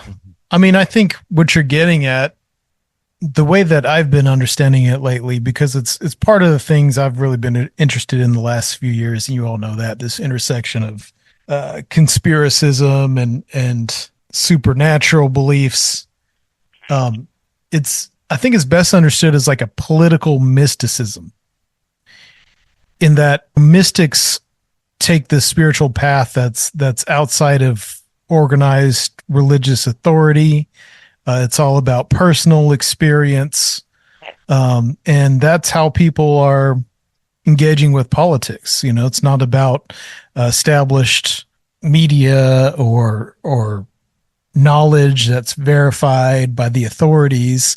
They're just kind of winging it. Everyone's making their own little mishmash and choosing what they want to believe, and it's participatory.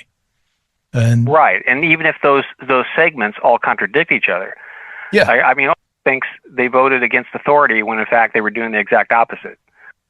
And like suddenly, you know, imagine suddenly waking up in Peter Thiel's human battery farm about 4 years from now, and suddenly thinking, "Oh, I guess I did blue pill." But you know, the cognitive dissonance I saw. Battery farm. I love it. After the election, I saw some MAGA guy wearing a T-shirt that said "Too big to rig." So, you know, the obvious question is, if the Illuminati deep state, you know, rigged the election last time, how come they didn't rig it this time? You know, they're these unstoppable, omniscient sorcerers. You know, so what changed in 2024?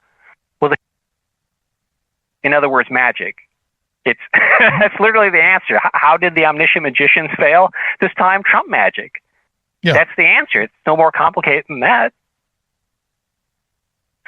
And then the cognitive dissonance, you see examples of it, like it's just almost daily. I mean, I heard Trump say in a speech right after his debate with Kamala that Kamala lost the debate, even though she clearly won it and was like the only person who was able to get him a little unhinged and off balance. So that didn't matter. You know, ultimately it didn't matter, but she clearly got under his skin during that debate. So, but he said she lost the debate, but she had earrings that beamed the right answers into her ear, and that's how she cheated and won the debate. Yeah, he said that during one of his rallies right after the debate, and he actually said those two contradictory statements within 10 seconds of each other, and not one person in the crowd questioned it, and they all cheered. Yeah, it's like hyper real-time folklore, urban legends, just it's participatory, it's fun. Like it is, you know, this is a lifestyle for people. Yeah. Well, I've seen Greg Kelly Reports, which is on Newsmax, former Fox commentator who got into trouble. There's a lot of like Me Too casualties have ended up on Newsmax.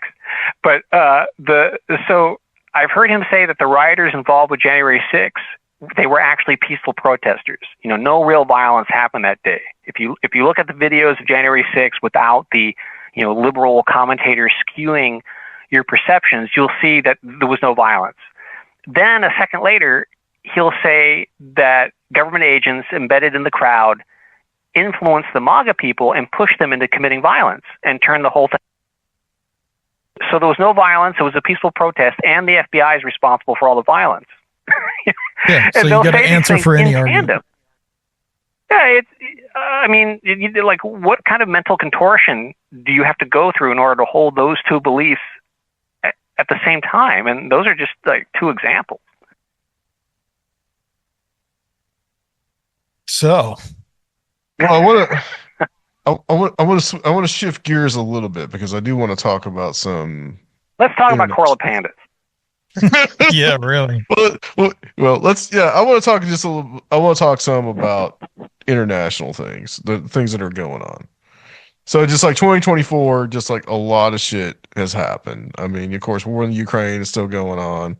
You've had the whole Gaza thing, pretty major war between, you know, with Israel and Gaza, and then Hezbollah and all that, and Iran in Israel trading drones and missiles back and forth at each other. And then just recently, the Syrian civil war, I guess, is either wrapped up or entered a new phase. So there's a lot that's like going on, and just like, and really just in the last few months, I mean, with like Trump coming into office, it's just shook everything up. Mike, I know you pay attention a lot to this, but you know, and also Robert, you'd love to get your thoughts. You know, once Trump gets into office in 2025, how are these conflicts gonna? Are they going to escalate? Are they going to continue? Are they going to be solved? You know, because you know, like Trump really does want to solve Ukraine, but I don't think wants to solve the Middle East. What do you guys think? Is he truly an isolationist, or are we just going to enter the foreign escapades of another faction? I think he's a doctor, and he's an expert on the future. I thought Dr. Future should answer the question because he has a PhD, which the New York Shooter defined as standing for pretty huge dick. Yeah. Gotcha. Okay. All right, I gotcha. The homespun folks where I grew up always called it post hole digger, but either one works. I mean, for having watched him for 9 years politically, and then a lifetime prior, I think the whole thing that makes Donald Trump tick to address his overwhelming insecurity is that he just has to change things so he can put his name on it. That's the whole purpose. I think he's completely agnostic in terms of having some ideological purpose whatsoever. Or any kind of belief or opinion. Is he? What's that again? Or any kind of belief or opinion or ideology. All that matters is that somehow he's got some insecurity about being in his father's shadow, or the fact that he knows in his own heart he was given everything, I mean, all he had was $1 million and his dad's insider Rolodex and the shirt on his back, to get started. But everything that he's done is about trying to knock something down so he can rebuild it with Trump in big letters. And I've stayed in that. That's what the whole wall was about. The wall was something, anything he confronts can't be good because it doesn't have his name on it. So it's got to be torn down and replaced. Every one of our treaties, he said, was a bad deal. Every one. NATO was a bad deal. Any kind of arrangement that pre-existed him was a bad deal. Now it's going to be the institutions that run our government. Well, that was got to be replaced so he can have something with his name on it. So the savvy people, like I put myself in the case of a Zelensky, and I think I've explained to Adam, watching Zelensky have to do what he does is very much like seeing a mother who offers her body to the jailer in exchange for letting her son out of jail. You have to accept a certain kind of nobility for a person like that because of the higher calling they're trying to do. And I think Zelensky recognizes that through no fault of his own, he's been dealt a set of hands by the West and by America. And he's just got to play it for the best sake of his people. So the best thing they could do would be to say, we've got some prime downtown real estate in Kyiv that we would like to get a Trump World Peace Center built and hotel. And we would like to do it. We will be involved in it. We're going to have a big celebration. It'll be a big parade. We're going to have that. Now, we need that other property over there to help bankroll this, but we want to have a big property to celebrate how you came and saved the Ukrainian people. That's how anybody who's used him has played him. It's all about taking something down and replacing it. It's all about assuaging his ego, and you're going to feel dirty when you do it. You're going to want to go lay in the shower and cry after you have. But all of these figures didn't make this bed. Somebody else made the bed, but you have to lay in it. So I think that's what you have to recognize, is that flattery will get you everywhere with Donald Trump and helping his very fragile ego. And you need to somehow give him ownership, even though we can all intelligent people can laugh and scoff at that. But for at least some number of years, we have to go along, and everything we do is to assuage his ego. It's very much like Billy Mummy in the Twilight Zone episode.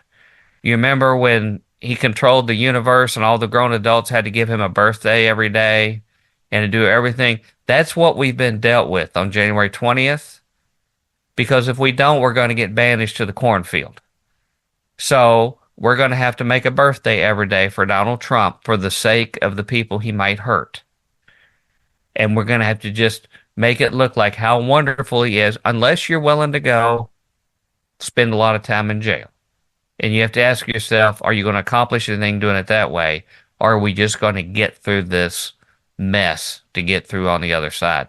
But for people like Zelensky and others, I don't see that they have much choice at this point. So, you know, the decision that we'll make in our country is whatever looks like Trump came to the day and saved the day, which means anything that pre-exists, he wants to get rid of. And the only thing that can fight that to keep anything existing is an extremely frustrating bureaucracy that he can't figure out until the clock runs out on how to get rid of it. I mean, basically, that's what happened with the wall. The wall down in Mexico, you know, that was his job, number one, to do that. And did he do it? He did what? Like a couple of miles of it, a few miles of it?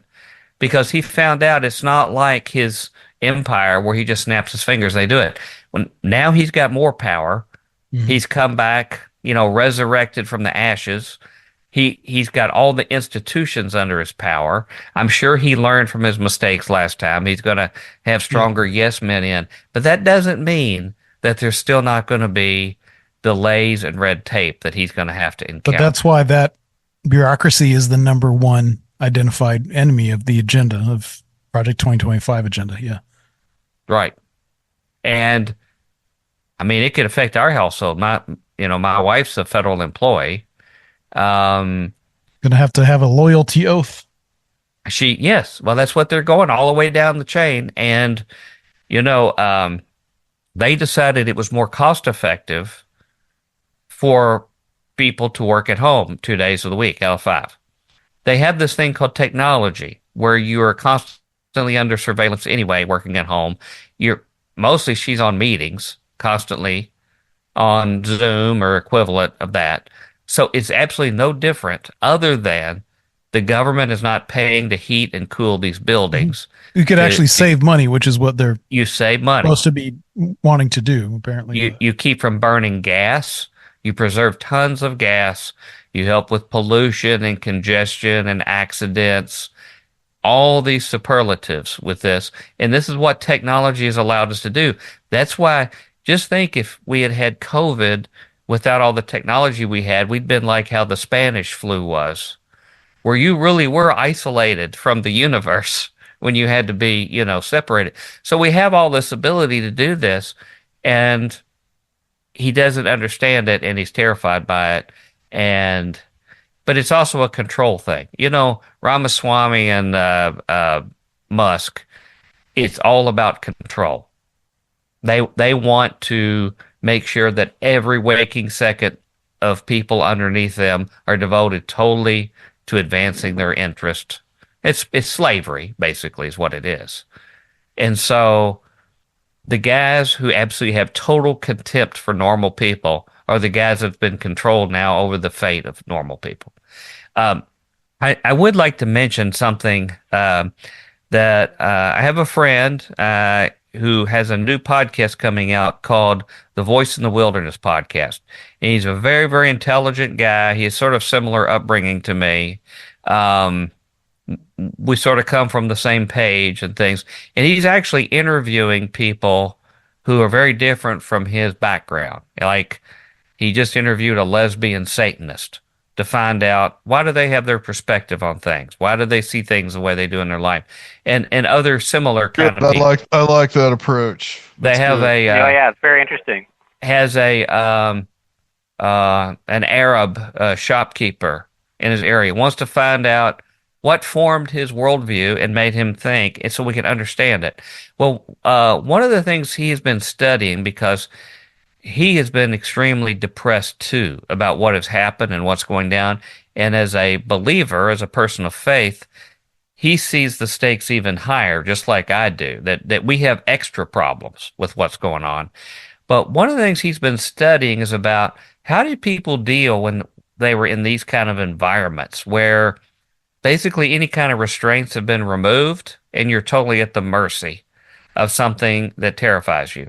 And I had reminded him that for most of the people in world history, most of the people in all of world history lived under that environment. You lived in an environment where you were a minority and you had no rights. You had no way to assuage any kind of royal or other despotic power for doing whatever they please. And now we're finally getting a little taste of what that's like when all of the guardrails are gone and we're at their mercy. But what he has found in studying history, and I know you don't really care for history, Adam, but if you could just play along with me, his study of resistance to despotic movements like this is they said that the most successful ones historically have not been like the Les Miserables, where you build the barricades and you mount the barricades and or storm the Bastille or this kind of stuff. It was people quietly, like farmers underproducing or not turning in everything they produced, or just being a little slow, maybe making a lot more mistakes, not really sort of rushing to get everything done. And they said historically that's shown that more despotic regimes have been, taken down slowly by that little micro resistance. And that actually that is far, far more effective at less risk by just slowly eroding the underpinnings of what's required to make a society function. And that may sound cowardly. You're not putting your neck out there and you're the guy on the horse or whatever, but it actually may be more effective. I think you probably saw a lot of that in the Soviet Union, in other kind of regimes like that. I think of Schindler's List, and their slowdown and their making inferior goods was probably as effective in stopping communism as standing armies. So we don't necessarily have to think about direct confrontation all the time. Sometimes what we just have to think about is just not being overly helpful. It used to be an old time technique when there was some outrage that happened in a country, particularly in the West, they would call for a general strike. And I think that's what helped a lot, which started the dominoes when the wall fell in Eastern Europe with Solidarity and in Poland. It's not that necessarily what you go out and do until you get hauled off, but how about not doing something? Not doing it, staying at home. And I think our society, if anything, is probably good at sitting on the couch. We've probably perfected that. So maybe there'll be a time and a place for more couch sitting if it's for a good cause. But I guess time will tell. There's a book that came out in the 90s called Sabotage at the Workplace. And and they interviewed all these various people who would talk about the various things they did at their unjust job to kind of balance out the horrible things that the company or the bureaucracy was doing. I remember John Taylor Gatto, he wrote a book called Dumbing Us Down. He was interviewed, and he said that when he was teaching high school in New York, he was very well aware that the tests were skewed to punish very gifted students. He could see that they were very talented, when they wrote essays, but the way the tests were set up, they were going to fail. So John Gatto would give them the test, and then he would throw them out and then say, I don't know what happened to them. So they would just have to nullify the scores. And so he would do little things like that to help the students along who otherwise would just be left behind. And well, you remember the yippies. It's very controversial whether they really did any good or not. But they used humor and playfulness in satire in a way to at least be memorable. Now, how effective they are, I don't know. But at least it was memorable. Remind me, they ran Adam. a pig for president. Say that again. Ran a pig. That's correct. They ran a pig for president, and then the Republicans did it in 2016. Right. Now, Adam, you remember the guy that I told you that Richard Nixon kept saying he needed a propagandist PR guy that he kept telling us Watergate. What was that guy's name? It was Dick something. Yeah, Dick Tuck. Was it Dick Tuck, yes, maybe? Yes. Are you familiar with Dick Tuck, Robert? Dick Tuck? No. Well, he was the absolute foil. It's an interesting name, that's for sure. Yeah, he was sort of like the roadrunner to Nixon's Wile E. Coyote. He would confound and frustrate him, and always outsmart him. And what Nixon was frustrated, he had a grudging respect for him, and he just wished that his Watergate committee guys, the plumbers and everybody, could be as clever as Dick Tuck. Dick Tuck was sort of what started was he was like in some kind of college class. You know, he maybe had a little political science, but really not that into it. Well, somehow there in California, he was deputized by a professor when the college had been asked by the Nixon campaign to help promote his candidacy and to have a big rally there and organize it. And so it got delegated down to the student, Dick Tuck. This is as I remember it. And so what he did was he set up a huge coliseum and then invited almost nobody, whether it was just a small number of people. So when the cameras were there, it looked even worse. This huge place without anybody there, and it was his job to do all the promotions. And so when he introduced Nixon, who didn't even know him, he just showed up, he said, well, this is our candidate, Richard Nixon, and he's going to be talking to us about the Federal Reserve, and I can't wait to hear his detailed message and knowledge of the Federal Reserve. Well, it turns out there was no such message, and he didn't know anything about it. Nixon did it. So that was more embarrassment that he had. But I think one of the more unique ones he did was that Nixon, one place, had a whistle-stop speech, like an old-fashioned one on the back of a caboose of a train. And Dick Tuck found out and went to where it was and actually dressed up as a conductor and waved at the conductor in the train to take off so that the train would take off while he had his crowd there speaking from the end of the caboose.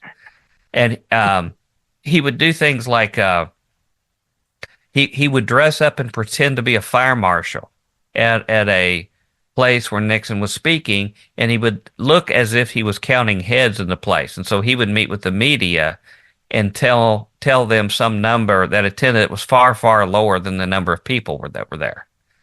So it just slowly built this narrative of a failed campaign of Richard Nixon by just little humorous digs that he could do, like one block laid on another, and that really got under his skin. But he envied it.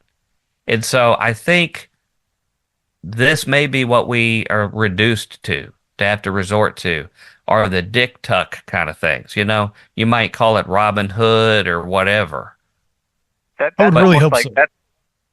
That's almost like the Discordian Operation Mindfuck. That's like the Robert Anton Wilson, Robert Shea Operation Mindfuck. Yeah. Which you know, and because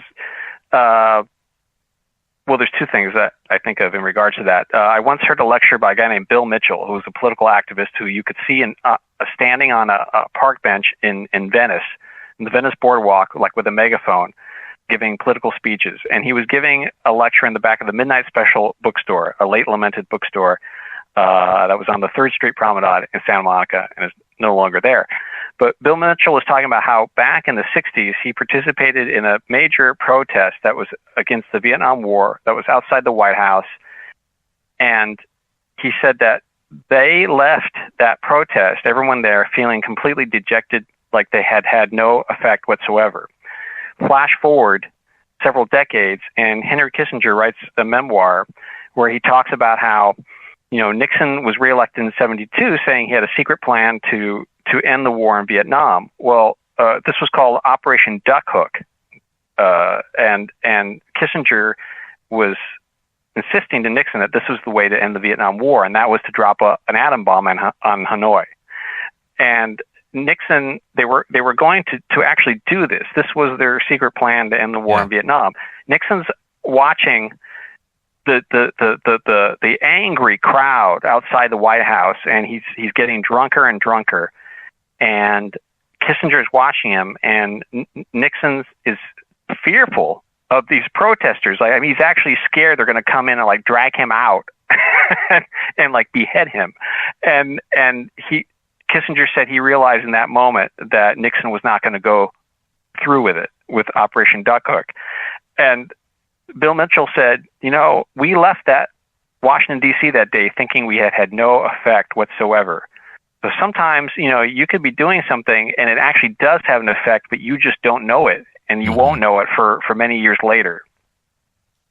Well, you know, to quote an old preacher, that'll preach, because going back on my old Sunday school lessons and Bible stuff, that was what it always preached in those ancient texts, is that you're doing things just like, you know, in the book of Job, you have no idea how things are playing on a bigger level. So you are the least to be able to judge, for good or for bad, the effectiveness of the things you do. Absolutely. And people, you know, people keep comparing Trump's win in 2024 to Reagan in 88, but I think it's more like Nixon in 72. He's going to feel so emboldened that he's going to be committing crimes left and right. And eventually it's going to become obvious to everyone. You know, I mean, there's like nothing more dangerous than a lifelong venal capitalistic atheist who suddenly found God. I mean, like right after the first assassination attempt, I heard him during that interview with Musk. And at one point, Trump goes, "Oh, I'm lucky to be alive. Now I really believe in God. I mean, even more than I did before." And, you know, as with Rush Limbaugh, I think Trump's only real God is laissez-faire capitalism. And he worships nothing else. But now that he's had a near-death experience, maybe, I don't know, maybe he thinks he is God, and that's going to lead to a lot of mess-ups. You know, Actually, Robert Anton Wilson. That would be a step down on his ego if he only thought he was God. I mean, he's already said that now he feels like he's on a mission from God and all these type of things, and that's why he, like, that's what's in his head about, especially like ending the Ukraine war, like he wants to do. It's like he feels like now he's on this mission, like he's got this service, he's got this thing that he has to do, and like, yeah, that's. I can only imagine that. I can only imagine though, if he is successful at ending it in some way, and like, you know, gets like the Nobel Peace Prize or something, just how much that's going to be big for his ego, and just how unassailable he may be, you know, going forward. Because it really seemed like with this election, like I said before, I was real surprised at how quickly it was decided and just how much of a blowout it was. And like, even in the popular vote, which he's actually never won before. So it was kind of like, you know, he's going to definitely feel like, I think, unassailable moving forward with his mandate, complete Republican Congress. His mandate of just under 49.9% of the voting public, the overwhelming, a full 1.5% above the competition. If there's one other thing I could suggest to sort of go back to an ancient biblical antecedent when you're in this situation, another thing that turns out to be effective when you're facing overwhelming force of established autocratic, you know, juggernaut power, when there's no way to go toe to toe, is to seed distrust and confusion within their ranks. This is something, usually, you know, if you look in the Bible text, this is something God did. Like when the kings of Sodom and Gomorrah took over, or other groups that were the powers of the day and they were unstoppable. When their time was over, the way it happened was that there was confusion and rivalry sown in between them. And I don't know if this would be a mission for somebody like me, but somebody will rise up and be effective in building distrust between the top people in the Trump orbit. All you have to do with Trump is to let's say you take somebody who's particularly despotic. Well, let's just say an Elon Musk is one example. All you have to do is keep telling Trump, why does Elon keep stealing all your thunder? Why does Elon keep riding your coattails and taking all your ideas? How come he keeps wanting all the praise for what you've done and he wants credit for it? And you keep telling Donald Trump that, and he starts believing it because he's insecure. You tell other people who are powerful the same thing because you prey on their darkest personalities. Now, is that the preferred way to do it? The preferred way would be to reason with people, to reason and show them facts and logic on how they are their own worst enemies with the decisions they make, the public. We've actually seen, we have enough data that's seen that is not working. So really what needs to be done is to take the selfish motives of all these people in this cabal and to pit them against each other in rivalry because of their own insecurity and egos and make them enemies of each other. And that's probably what's going to happen. Well, and that's what should happen. It may be the peacefulest way. Just regardless, that's probably what's going to happen. It's the most peaceful way to do it. The most peaceful way is to build the distrust with each other. You remember the Twilight Zone episode about what the monsters on whatever street and the even monsters, like the movie The Thing. Episodes. Yeah, the movie The Thing, where the most powerful thing that the alien had going for it is the distrust between the members of the humans that were there. And that's what we need to foster is this insecurity of each of these top Trump people with each other. With everybody wants to be the top chief, and everybody's trying to claw ahead of you, Donald, and they can't wait to see you go, and vice versa. And I think that's what we're reduced to be able to see our way through this, because as I've always said, and Adam, you've heard me say this, we don't have a Donald Trump problem. We have a Donald Trump follower problem. Donald Trump, this is probably his last kick of the can, and he'll go on to his happy hunting ground. But that movement will live on, and it may be taken over by somebody who's a little smarter, a little bit cagier, clever, and so it's got to be addressed. It's something beyond him. It is a mindset. And That's the funny. only way to do it is to take their selfishness, which is their common attribute, is they don't care about the environment. They don't care about what their children, the world they have to live in. They don't care about the debt that they build up to give the tax breaks to the corporate handouts. They don't care about any of that. But the one thing is about their selfishness, they don't want their peers to take it or to get the credit for anything or to get the attention or spotlight. So we need to start telling them that their enemies are within themselves and keep beating that drum. You know, even more than the monsters are doing on Maple Street, the Twilight Zone episode in which Peter Falk plays a Fidel Castro-like character who is so paranoid about everyone around him that he eventually just kills all of them. Yeah. He kills everyone in his inner cabinet because he's basically afraid that they're all going to try to take over, because that's how he got into power. On the third day of the Republican convention, Christine, she was still reeling from Trump's near-death experience. And she said she talked to Trump briefly about the whole experience. And she said that Trump said to her, God has always been important to me, but now I know I have a purpose. And when I heard that, I was like, oh, man. Oh, boy. Who was it that said that? I think it cut out a little bit on my end. But who was it that said that? It was Kristi Noem. Okay. Yeah. On the third day of the Republican convention. Yeah. Yeah, I remember hearing that when the convention was going on. Yeah. But you know what? If you told Donald Trump that God's plan for him, for his success, would be for him to take a back seat in a humble role to lift up somebody else, I think he might put God's plan on the back burner. That must be Satan talking. Yeah. going back to what you said, Mike. Going back to what you said about like there'll be somebody to fill that role when he moves, he when he Right. dies or whatever. It's like John Brooks actually said the exact opposite last week. He said that if Trump is taken out of the picture, he thinks that the movement would just completely fall apart because it's like Trump's almost like the indispensable man, and he's really the only thing that these people And rally it's a around. fragile coalition of disparate elements. Well, and He maybe had the opposite view of what you just said. yeah, maybe if the heroin pusher gets locked up, that all the heroin addicts will just decide to get off heroin and they won't seek another pusher. Right. That's Somebody a else hard is call to gonna make. I'm emerge. not sure. Yeah. I'm really not sure which way that would go. They're already giving them their crack.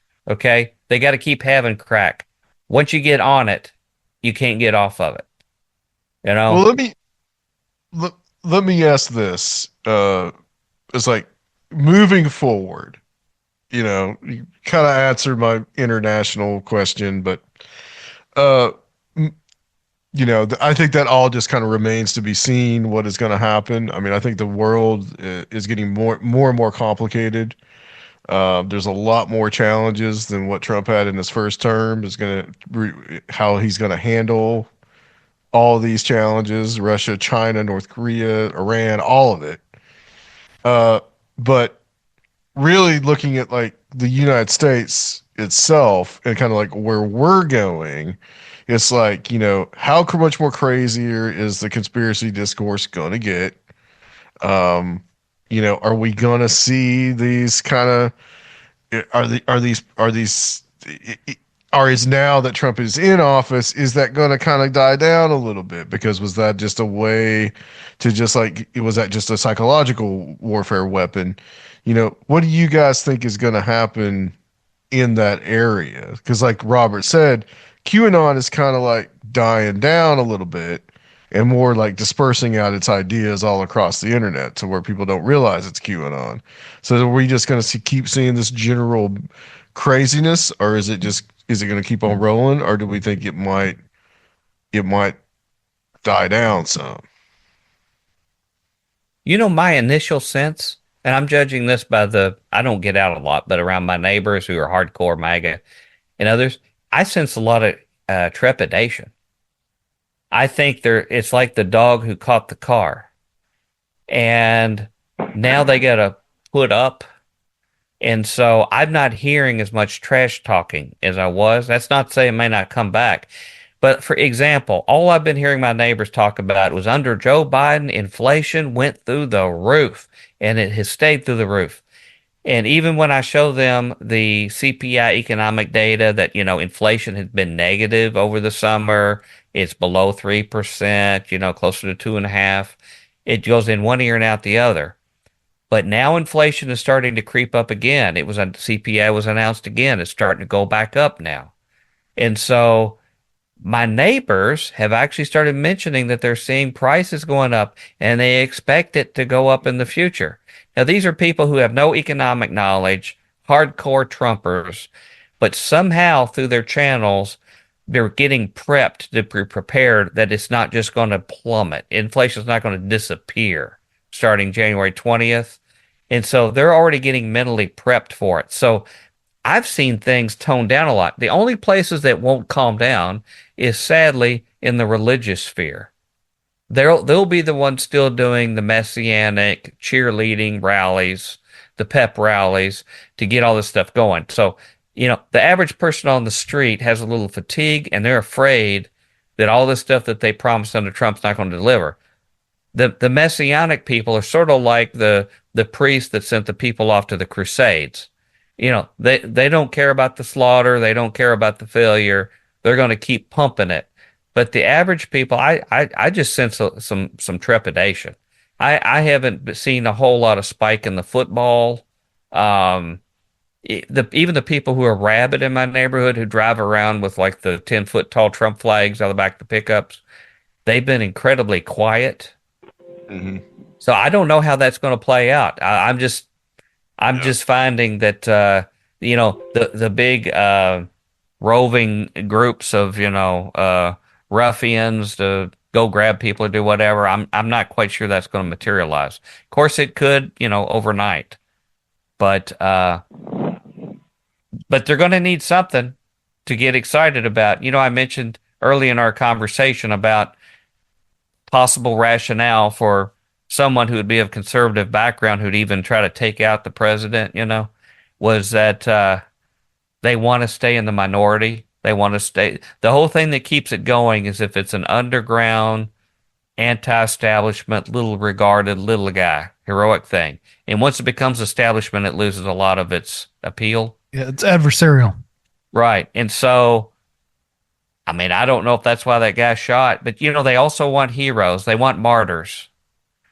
And, they need somebody so they can dip the flag in the blood, and touch everybody. But I don't know if the thrill is going to be as exciting when they're the guys calling all the shots. And, with both chambers of Congress there, now, the best thing that's going for them is that their followers are so dumb. They're so incredibly dumb that when they totally raid the Treasury and they totally saddle us with so much debt and so much pollution and global warming that it's going to destroy their children and their grandchildren, which I don't have, but they have, they're too dumb to care. And so that's the best saving grace that he has, and he knows it. Because if one example, I remember when he was first running and he had a surprise victory in one of the primaries in 2016. I remember on TV him saying afterwards, well, look at the polls. The polls says I'm leading overwhelmingly amongst the poorly educated. And he said, God bless the poorly educated. I love them. And he really means that. That's the thing he sort of relies on. So that's going to be his saving grace, is that they're too dumb to connect the dots and add 2 + 2. So, that may be the way that he can keep the cognitive dissonance going, because they're not going to go look at a budget and go look and see that, when they cut benefits for Social Security or whatever, they're going to drink that same swill and say it until it really, really hurts them. And then it will be too late. But the other kind of stuff, they don't care about what kind of world their children are going to be in. It's live for today. Allow me to ask Dr. Future a question, because it's like having the opportunity to ask Zoltan a question. It's interesting that, even Trump couldn't push Matt Gaetz through. There's active resistance to Pete Hegseth among Republicans. I'm just curious, do you think that that's a sign that not every living Republican has gone completely mad? Or be able to push? Say that again. Say the beginning part. Because of what happening? Trump couldn't push Matt Gaetz through. Yeah. And there's active resistance to Hegseth among Republicans. So is that a sign that not every Republican has gone completely mad? That this is not going to be as easy as he thinks? Well, if you have 2 or 3, that's not much different than 0. I think he hit it so overwhelmingly with Matt Gaetz. I don't even know if he ever really planned. Maybe he did plan for him to have it, but it was so over the top that it provided license for all the other guys. I think Hegseth may get in because Joni Ernst has totally wimped out and has become cowardly, even as a victim of sexual assault herself, because of pressure she's getting from somewhere. So, as I mentioned earlier, in my personal view, the brave Republicans are now known as ex-Republicans. And those people have sort of thrown up their hands. The rest of them have capitulated. But Robert, I was thrown off a little bit at your beginning because I thought you referred to me as Zoltan, the Hound of Hell. That was Dracula's dog. Was that your intention? Zoltan, the great Zoltan. You put a little coin in, and then the Zoltan in the box tells your future. Right. I think I remember that too. But Zoltan was also the name of Dracula's dog. And That's true. I didn't know if you had a point made with that. Should we have a crossover? Should we have Dr. Future dress up as Zoltan with the little turban on? Absolutely, in a little booth. Yes. Yes, yes. You put a quarter in, and Dr. Future tells your future. You know, those things from back in that era of the carnivals, those are some of the creepiest things you'd ever see. I can remember as a kid. You know, that stuff goes back to the 20s and stuff. Like, have you ever seen the one inside the little box where it has a blank face like a mannequin and it projects a face on it talking? No, that sounds wonderfully horrific. It's like a Victorian era hologram. It would just be a blank, like three-dimensional face, like like the kind of thing you put a wig on, and then in where you couldn't see it, a face was projected and talking. I mean, it was the stuff of nightmares. But that was the kind of creepy stuff. You know, like that little shop where they got the Hellraiser cube. That would be like comforting compared to some of the stuff you used to see in those carnivals and stuff like that. Or the little box with the devil head at the Twilight Zone episode with William Shatner. Right. You know, it's funny how they'll take something innocuous like that would be a novelty item, and with the proper music and just the proper suspense, it makes it something of stuff of nightmares. I think, wasn't there a movie that was just out in the last year? It had a bizarre name, like not Svengoolie, but Scaramucci or some kind of gibberish name, and it actually was on that topic where it had little kids' toys. You know what I'm talking about? And it had little kids' toys that was presented in a light that became like a stuff of nightmare. That kind of vaguely rings a bell. I remember seeing some sort of like trailer that was like that in the movie theaters, but I can't recall. About the animatronics, No, what I'm talking about was a movie that was just out in the last Skimmeradoo or something like that was the name of it, where it's sort of like Eraserhead, okay? I mean, it's one of those things.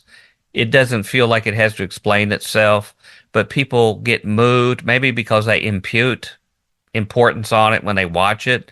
But there's these images, sort of like light and shadow, of like old-fashioned kids' toys with faces on. You remember how creepy some of those toys in one of the Toy Story movies were that had been modified by that kid?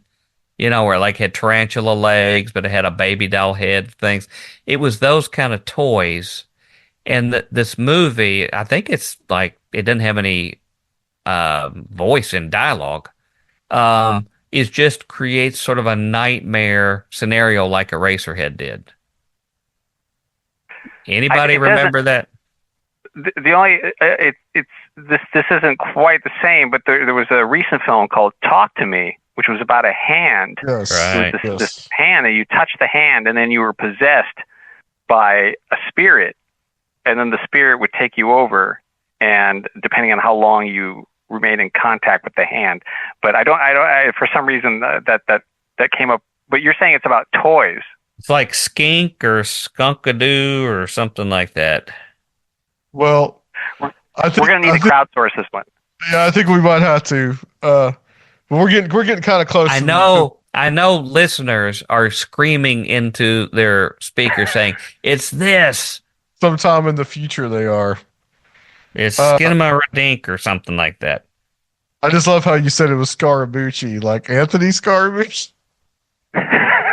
Well, no. Actually, the movie lasts longer than the Scaramucci administration. Yes. Well, guys, this has been. I want to thank you both for being on, and this has been a really entertaining discussion. Great end to the year.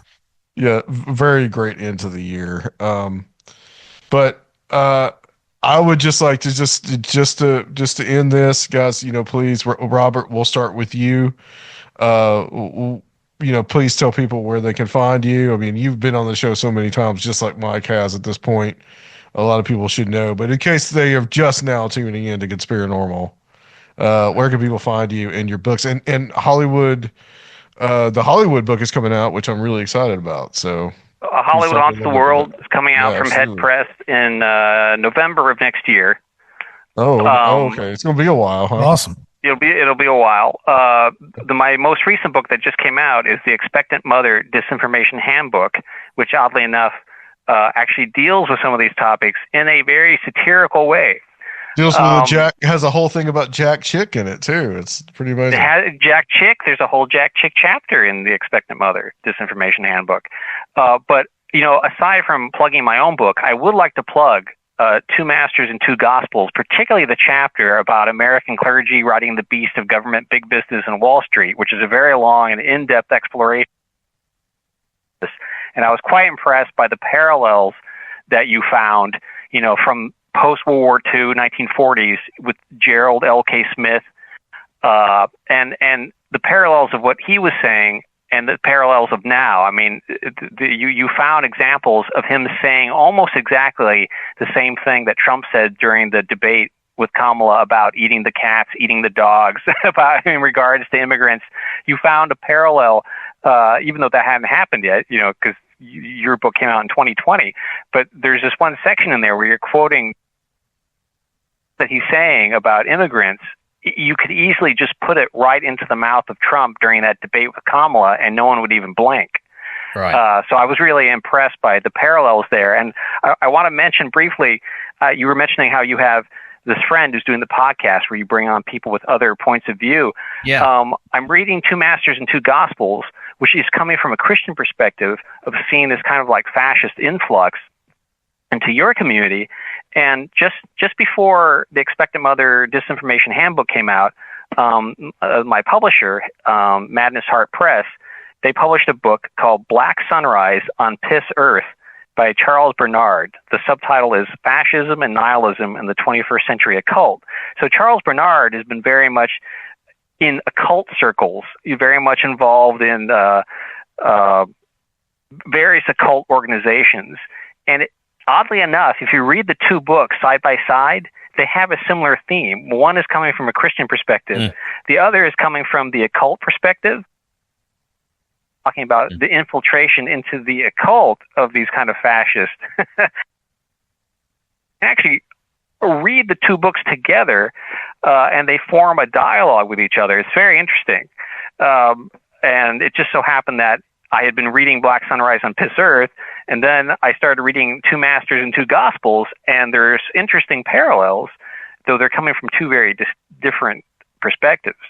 So anyway, I people should read Two Masters and Two Gospels because it lays out the background of how we got here.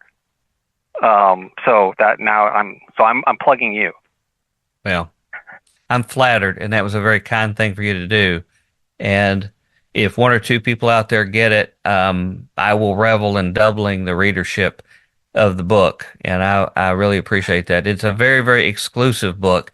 I could have bound it in human skin, and I would have probably had more books distributed than now. But the people who have gotten it, it seems like it satisfied some hunches they had, or stuff that they couldn't put their finger on. And so, Robert, I'm flattered, and I really appreciate you saying that.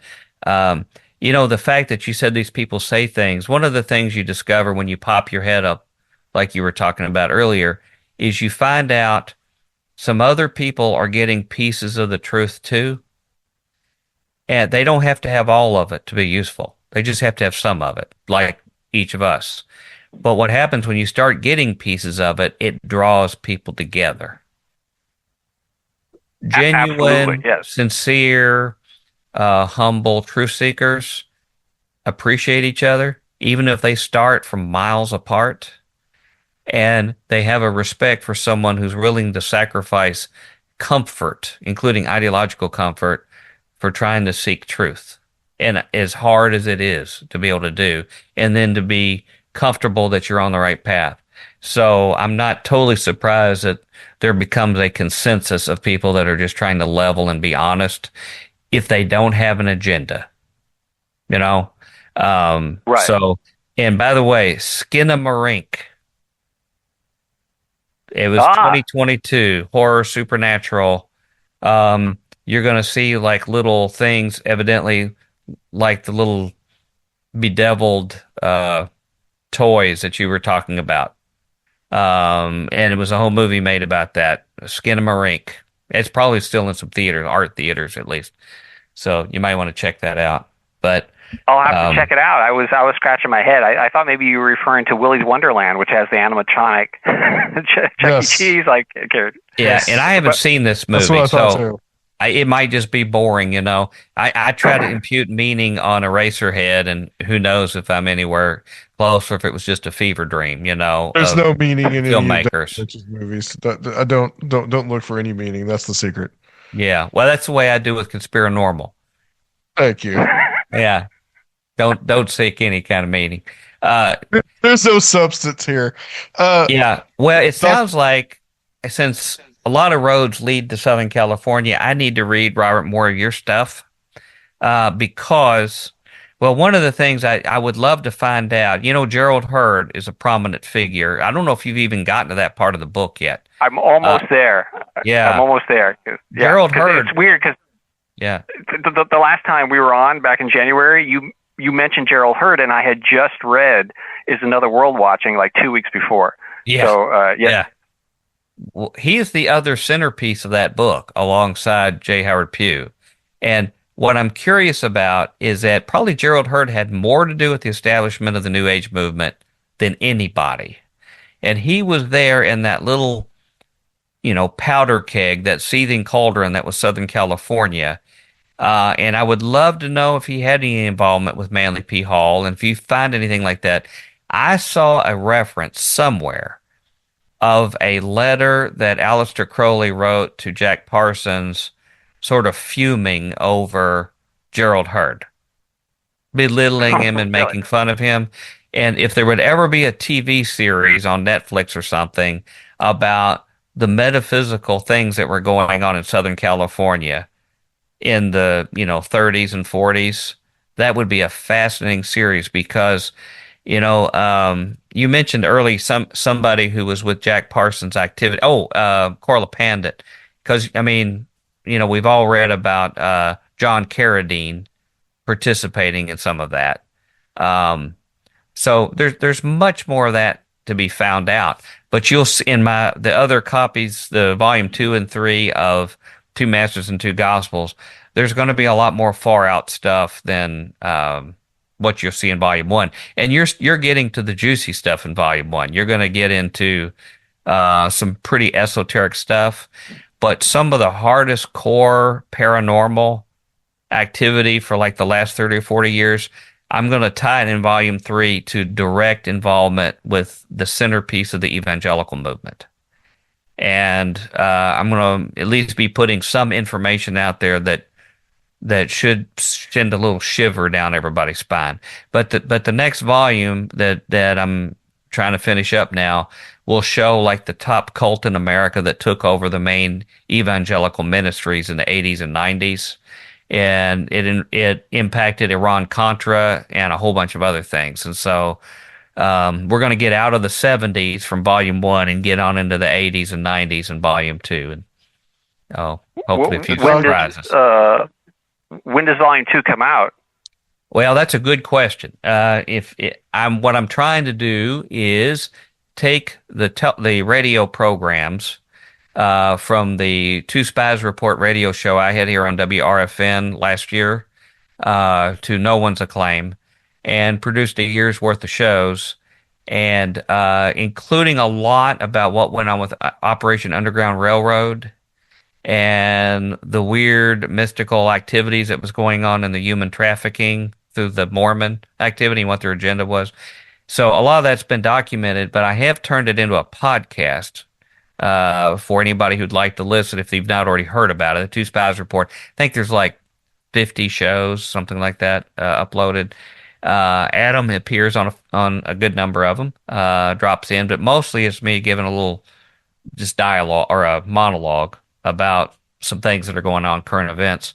And so what I'm hoping to do in the next few months is to open up a YouTube channel, which would be another brand new venue for me I know nothing about, and put the video of some of these stuff just to troll for new people, just to find new people that haven't encountered this kind of stuff, and then go back and mop up volume 2. So I say that about every time I appear on the show, and then I don't deliver on it, but that's my goal. And where can people find this? your Well, writings? Get them.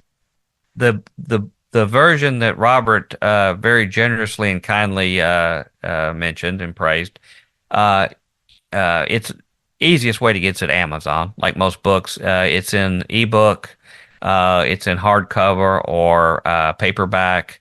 Barnes and Noble has it. You can get it at Walmart. You can get all sorts of places. If you want to know more about it, if you go to MikeBennettBooks.com, that's 2 N's, 2 T's in Bennett, or Akribos Press, the publisher, Akribos, akribospress.com. You can find out a little bit more about the background, what other people said about it. And there's a place if you want to contact me and give your 2 cents. I'd love to hear from you. I always love to hear what people's thoughts are about things, because it tends to breed a very exclusive clientele of thoughtful people that would even bother to pick up something like this to look at it. So, but I sure appreciate your all's generosity of a popular show, which is foreign to me in my experience, but to be kind to the old man and invite me on here. We're losing even when you had a popularity by the legitimate day. guest Not already very popular. scheduled. It's,